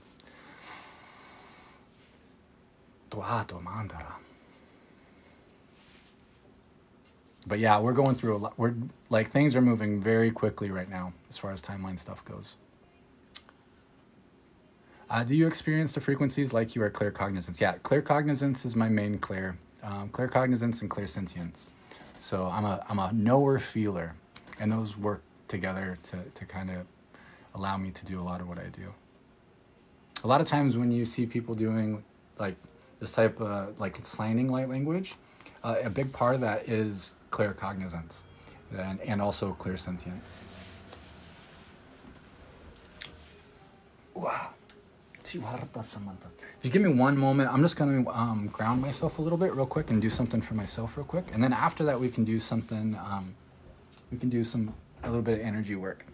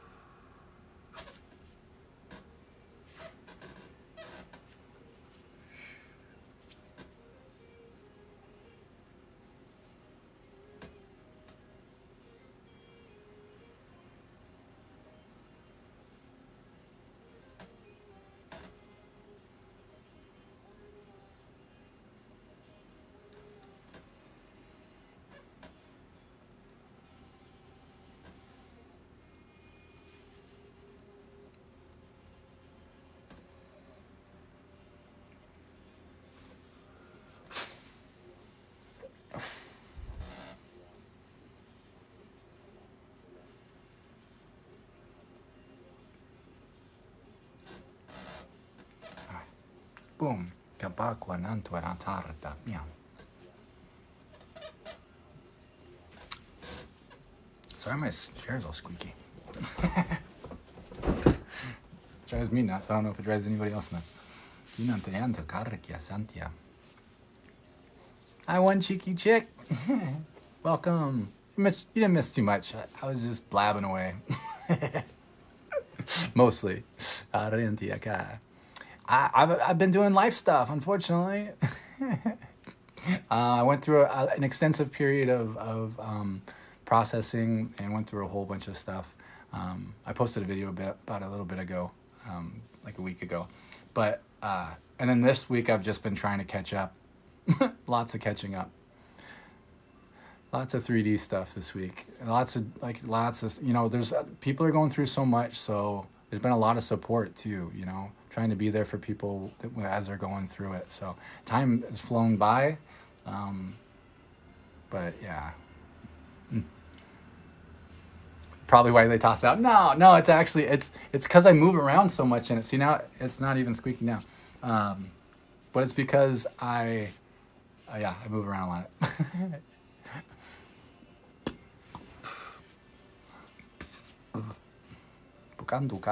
right, let's do some magic. I think I'm just gonna just channel some just good energy. I'm just gonna bring through just pure heart-based energy, just straight from the heart, just unconditional love codes. So if you're open to receive, just relax. And there's nothing to do. I would just feel into your body. Just become conscious of how your body feels. If you don't know what to do, place your awareness in the center of your chest. There's nowhere better than trying to go into your heart space. That's the magic, is everything's within. So you can just keep drilling into your heart, like with your awareness. Just keep going in, like just keep going. You'll find everything you need. So just as always, I'm just going to affirm no harm will be done, no energy will be taken that is not freely given out of love, and it will be in alignment for the highest good of all only.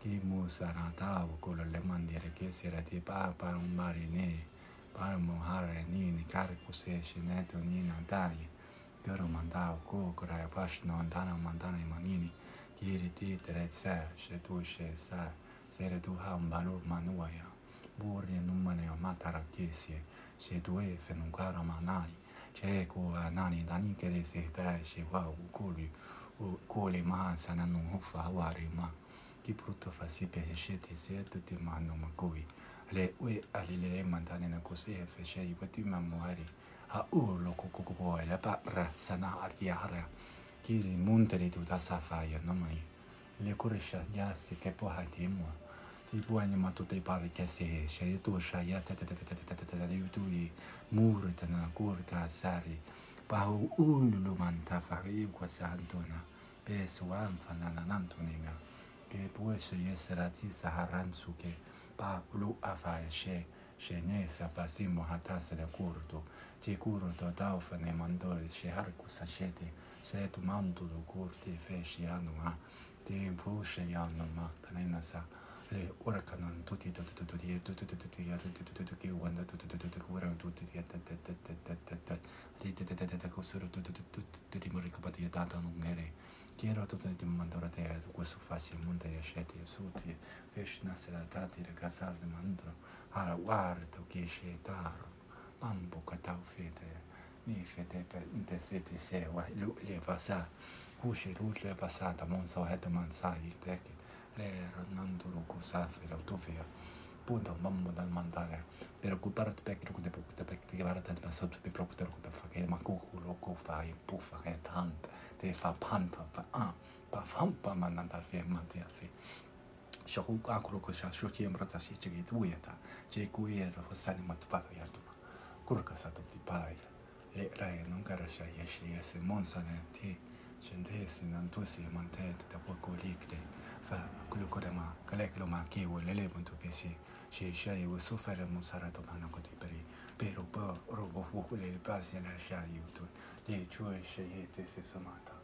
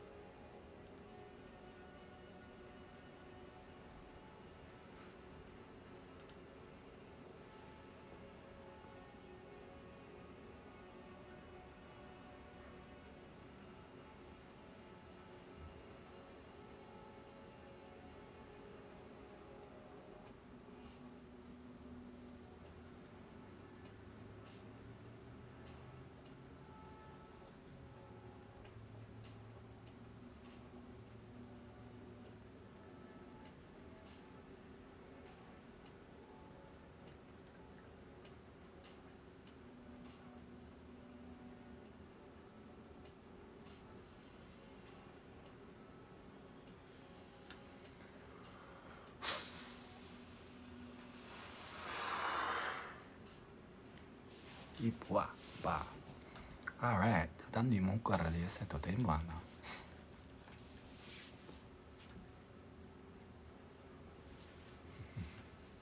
How you feeling? How you feeling?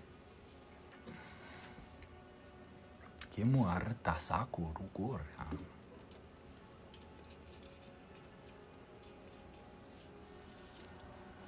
You're most welcome. Most welcome.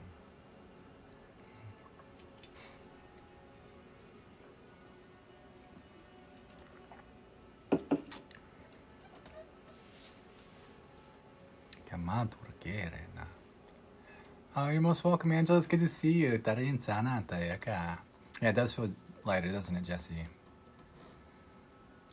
You're most welcome. It's my honor.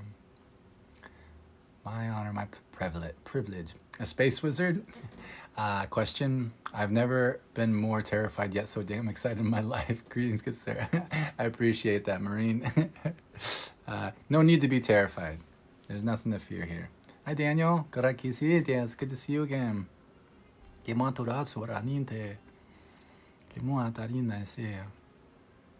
I just got here. Was that for the collective? Yes. Yep. That's what we're doing tonight. It's for everybody. Friday Night Lights is for everyone. Hi, Wana. Wanala? Is that right? I need to ask what the heck is a space wizard. It's just a silly term to not take ourselves so seriously. I'm an energy worker, so I work with energetic structures. So people would refer to me as a quantum architect. And everything's an energetic structure in a lot of ways. I work a lot with cosmic bodies. So just like there's collective consciousness. There's different. So we get energy.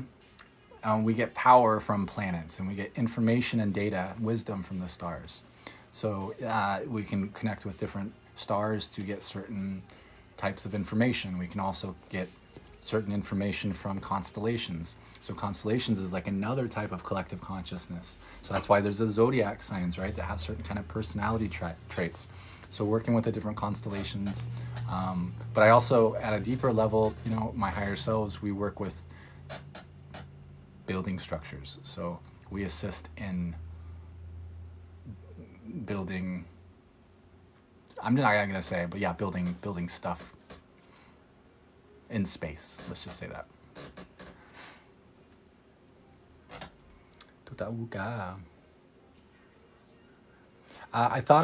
Jennifer asked, I thought I already went through the Dark Night now. Is there a second, harder Dark Night? I think we go through a lot of Dark Nights. I went through my Dark Night of the soul, like my big Dark Night of the soul lasted like 10 years. Like almost 10 years. It was really a long period. But then we still go through these different periods too. So like as you might consider what I just went through at the end of December and through most of January, a form of a dark night as well. But a lot of times we go low so that we can heal things. We can bring things up to the surface. We can acknowledge them. We can become conscious of them, and then we can make different decisions the next cycle. We change things once we get out of those dark nights, right? Everything is cyclical, right? But it gets less and less dark, of course. It may be harder, but that's because you're going deeper. So that it's very common. It's very common. Good night, Buckles. It was good to see you. Yeah, a lot of us are going through this right now. A lot of us are going through these dark nights right now. I can't tell you how many people I've talked to that are going through it intensely right now. Pretty much everybody that I know is going through it in some way or another, like authentically, like, in my clients and stuff.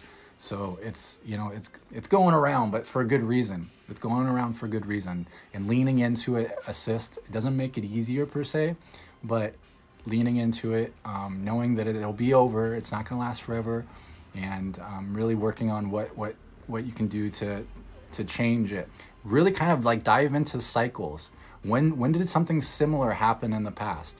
When did I go through something similar before? What happened through that process? What would I have done after that would have changed? Like if I could have changed something back then, after you get out of that dark night, if I could have changed something from that, what would it have been? And then apply that kind of thought process to what you're experiencing now and to make different shifts. Somebody asked a question. I want to scroll up real quick. Okay, so Luke Morningstar asked, like, if my girlfriend is a energy vampire, does that affect me in any way? Absolutely. Yeah, if your partner needs to leech off of your energy in order to get energy, then it's not good for you. You know, some people's energy, that's what they need. Like, honestly, there are beings that are energetic vampires. Like, that's like part of their blueprint is to siphon energy off of people. The ones that are like that, that become conscious that that's what they are, will find ways to do it in a way that is a symbiotic relationship, so that it's not necessarily a negative thing, right? So some of these energy vampires feed off of negative things. So, they'll poke at you, start fights or whatever in order to just have any energy whatsoever. And especially, because negative energy is in abundance, right? So they'll just do what they can to do that. But there's some out there that are working in that way, that are conscious that that's what they are. And then I've even seen like psychic vampires, or what do we call it? Yeah, psychic vampires, whatever. They're actually healers, where they're aware that they do these things, but they do it in a way that it's not taking without consent. Thank you, Mary.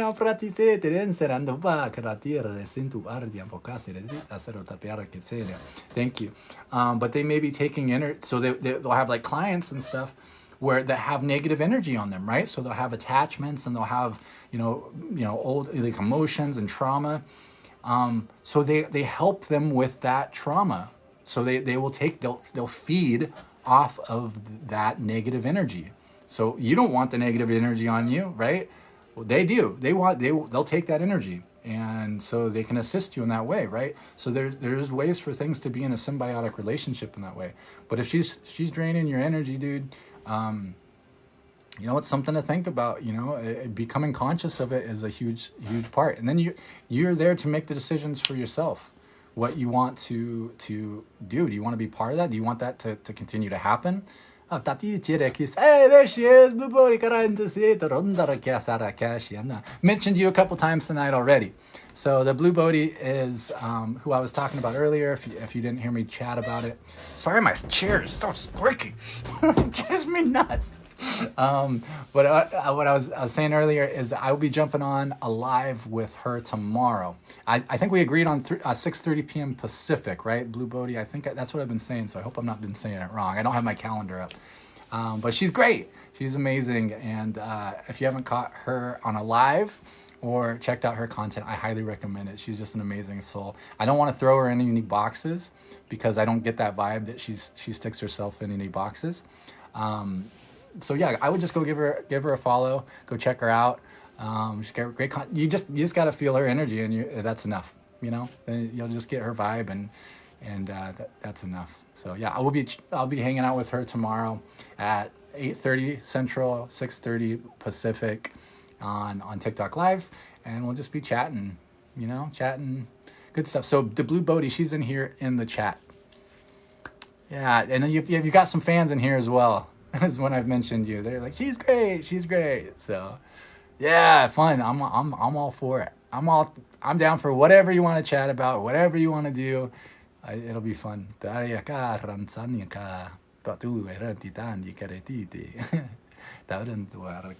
I love that she's got light codes on her. Like she's drawn light codes. I think it was last night. I caught her for a few minutes, and she's doing her light codes. It's awesome. So yes, and that's actually how I found her initially. I think she was talking about getting tattooed with her codes, and she didn't refer to it as light language or light codes at the time. I don't think she did, but I recognized it right off the bat. I was like, yeah, hey. I was like, that's a great example of it, just channeling those codes in her own unique way, right? Because some people it looks like glyphs, or they look, they'll all look the same or like a bunch of scripts, but it's a great example of how it gets expressed in different ways. How do you get your light codes? It depends on the person. So me, I often will just express them. Well, it depends. There's different expressions. The thing about me is that I'm super diverse in kind of all that I do. And that's just part of who I am, is that I'm very multidimensional. I can do things in a lot of different ways. So sometimes I draw them out as like glyphs. Sometimes I do in complicated light codes. Sometimes it's in colors, and sometimes it's in movement. So I'll make animations that are light codes that have different glyphs, that have different angles to it. Sometimes I write it out in script. I mean, I've got light codes all over the place. Like I have them on all my mirrors. I have light language on my mirrors. It's just everywhere. I always sign light language on like everything. So like sometimes I'll do like a form of a light code for me may be consciously creating something. So I will channel like a glyph. So it could look like lines and circles and swirls or whatever, but it's quantum entangled. So it's going to be entangled with like a whole set of programs, essentially like script that's behind it. So it'll have a specific functionality. So sometimes it's a service that I'll offer too, is like a sigil. That's the word I was trying to think of. So it can look like a sigil, and that sigil is like it's like having a signature that can dial you into a certain set of frequencies, right?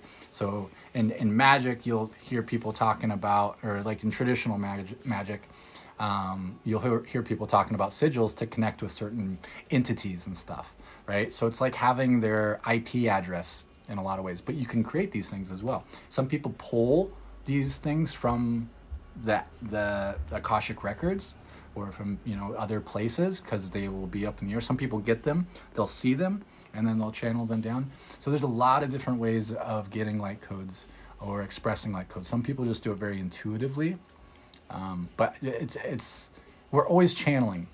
My perception is that we're always in some form of channeling, and allowing yourself to do whatever you do is going to express information in its own way. Because light codes is kind of a general term. We're talking about light codes. It's like light is information, so it's like information codes, which it's the same thing. Codes are information anyway, and it's really just a lot of times extra information that you don't see, right? That's what it means.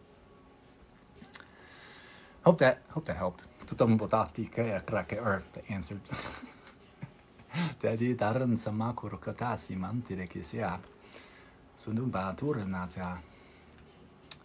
Man, okay, I've been on for a hot minute. I think I might be getting ready to go. We can do a little bit more energy before I take off, or if there's anything that anybody who's just been burning to talk about or ask. But yeah, if not, we'll do some energy stuff, sling some magic, and I'll let everybody to their night. So Jada Beautiful says, I do mine very intuitively. It's usually triggered by sound and music. Oh, beautiful. Yeah, I would love to hear how other people bring through their light codes, because that's a great idea, because everybody does it differently. So thank you for sharing that. Slang and magic. That's right.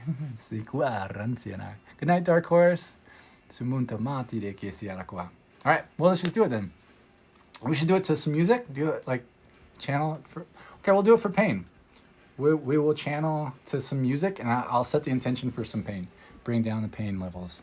Can someone be activated to receive and speak light codes if they don't? Yep, that's how it works generally. So it's not something that you learn. It's something that gets activated, and it becomes really natural. It's a remembered process. So it doesn't even take thought. It's just something that it's like remembered is the easiest way to articulate it. But that's how most people begin to start expressing light languages. And using light languages is a way of expressing light codes, which is just a complicated combination of data that has certain functionalities. And it's living too. So the thing about these light codes is they're like living, they're conscious. So thank you for those, Caliente. Thank you, Dara and Sarah Agent. Tara kisia. Da da da da. 12 so can I activate you? It's possible. Yeah, maybe you just set that intention. Some people aren't quite ready to be activated. Sometimes people have to get certain things cleared first or have their energetic systems aligned first. Because when you get activated, you're speaking light languages or you're expressing light languages or light codes in certain ways, even if it's this kind of stuff, it comes with a lot of energy. There's a lot that comes with it. When I first started doing it, it came with a lot of emotion. So it was a lot of processing things because when you're doing it, it's a form of higher self-integration. And when you're integrating these other aspects of yourself, there's reasons why they weren't integrated already. And so that can come with processing that trauma. Thank you so much. Thank you, Bodhi, and thank you, Mary. So it can be really intense. Not everybody's ready for that at that times. You may be.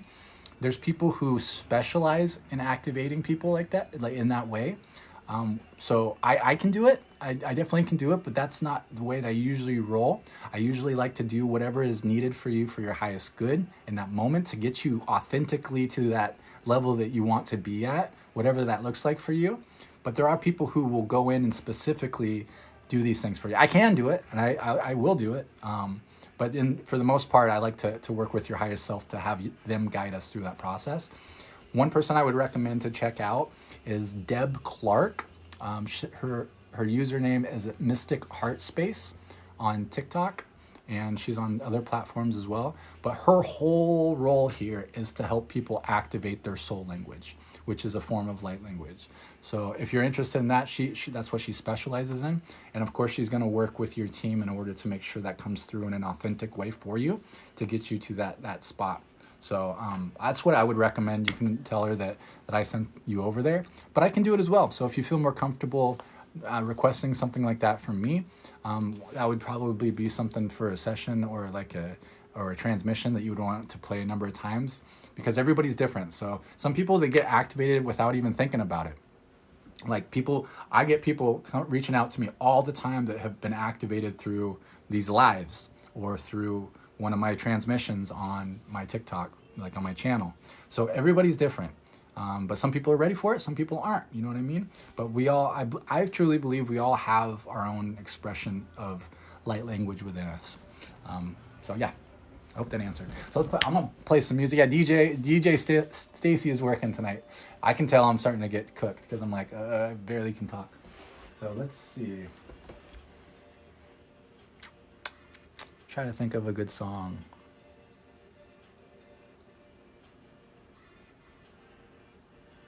Oh, Jennifer says she was totally activated. Beautiful. Thank you for sharing that. Star Child? Okay, I'll check that out.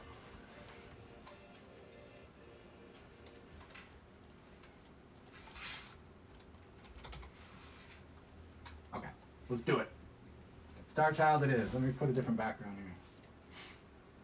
Because I got so many backgrounds. I got a whole set of cool backgrounds, and I should just put it kind of like in a playlist of backgrounds or something too. Let's do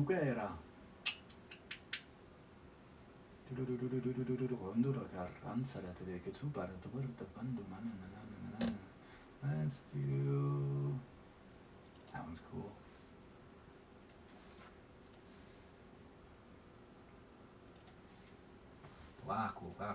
All right. Make sure it's loud enough.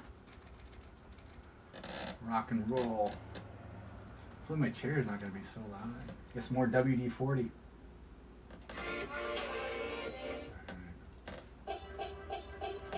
All right, no harm will be done, no energy will be taken. It's not freely given out love, and it will be in alignment for the highest good of our own.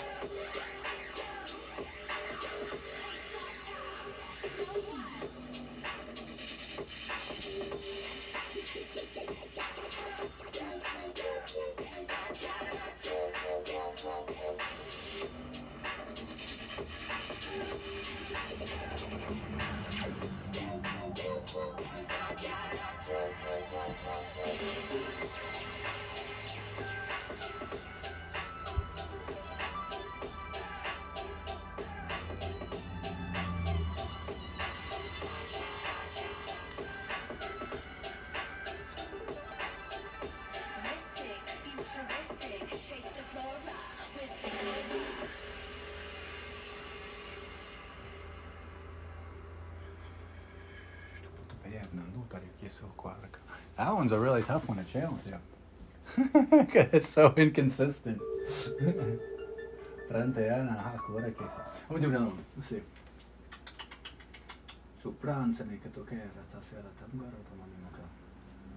Let's do a light one.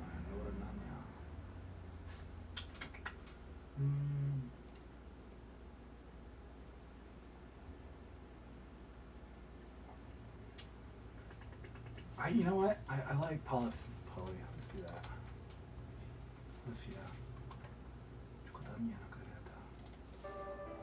I love this one.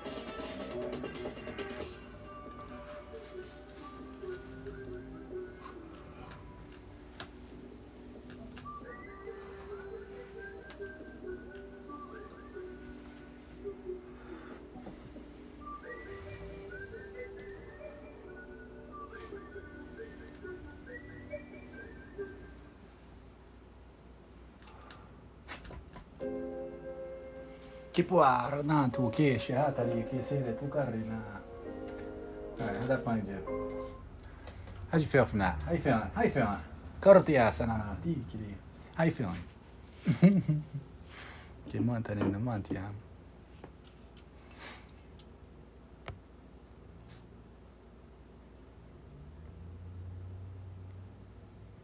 Parumbaratani karantua.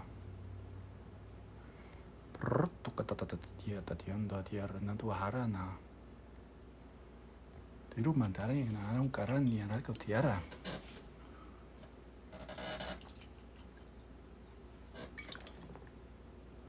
So awesome. Kiwanti mantua.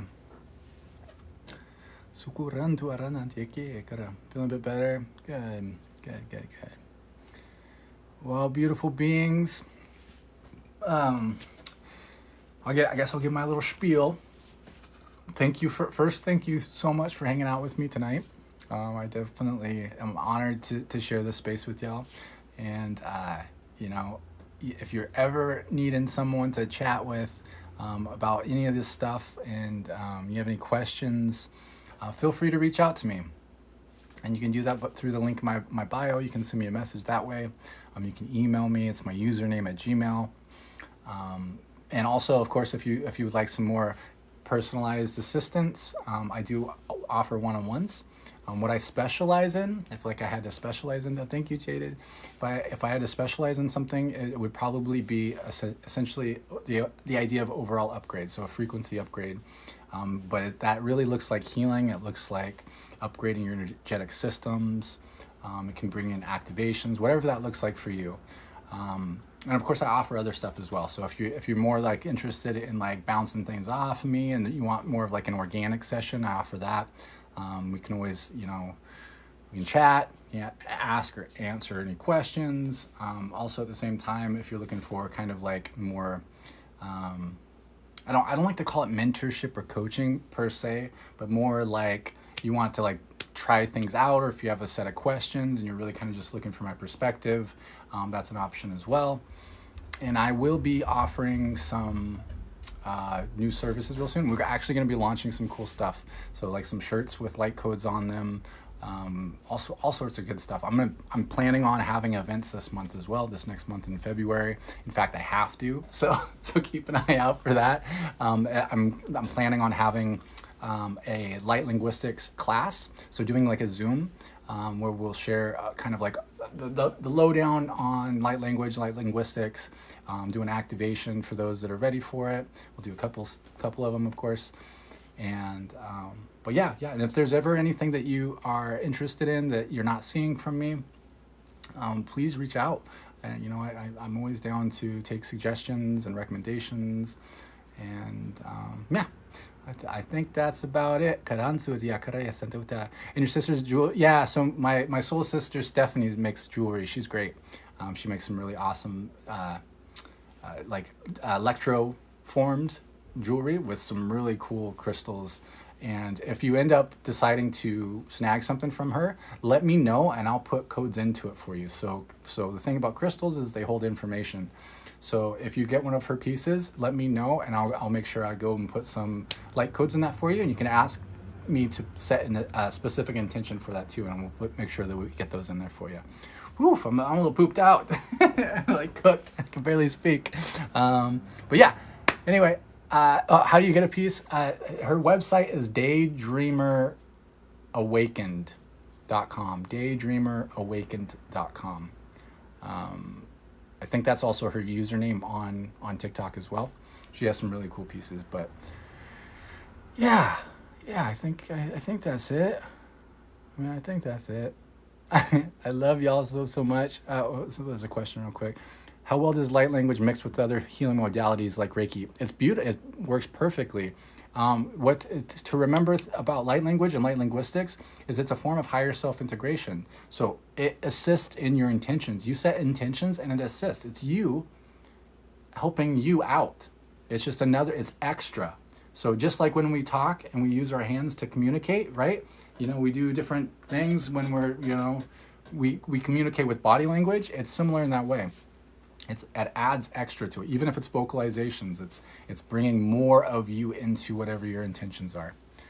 So yeah, it works great with with Reiki. And Reiki uses light codes too. You know, all the symbols, those are forms of light language.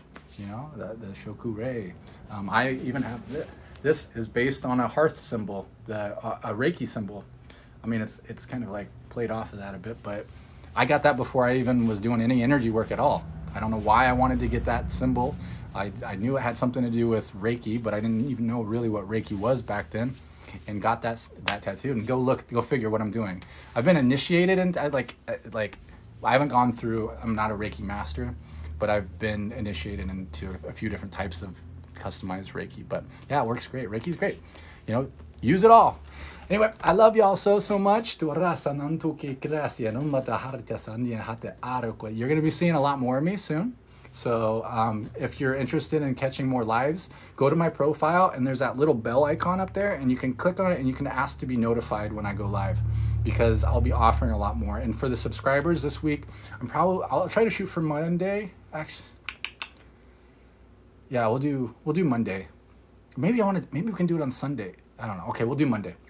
We'll shoot for Monday to do a subscriber only. We'll see if that works out. I got to take a look at my calendar, but I'm going to do a subscriber only. Even if there's nobody, 5 people show up, whatever. But we're going to do some stuff specifically for the subscribers only, just to show my appreciation and my love. And hopefully you can catch that. And I'll do that more often as well. And of course, the subscribers get some extra goodies as well at other lives.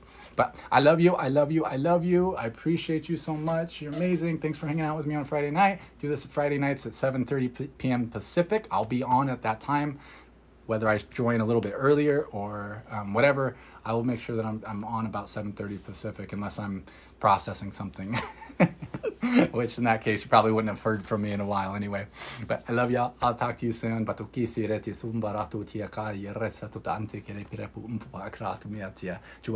yeah, just as a reminder, tomorrow I'll be live, 6:30 p.m. Pacific on Blue Bodhi's channel, The Blue Bodhi.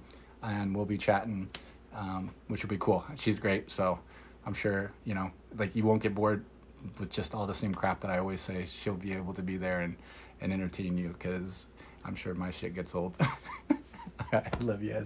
I'll see you tomorrow. Tarakumad. Nanya. Nitkasi.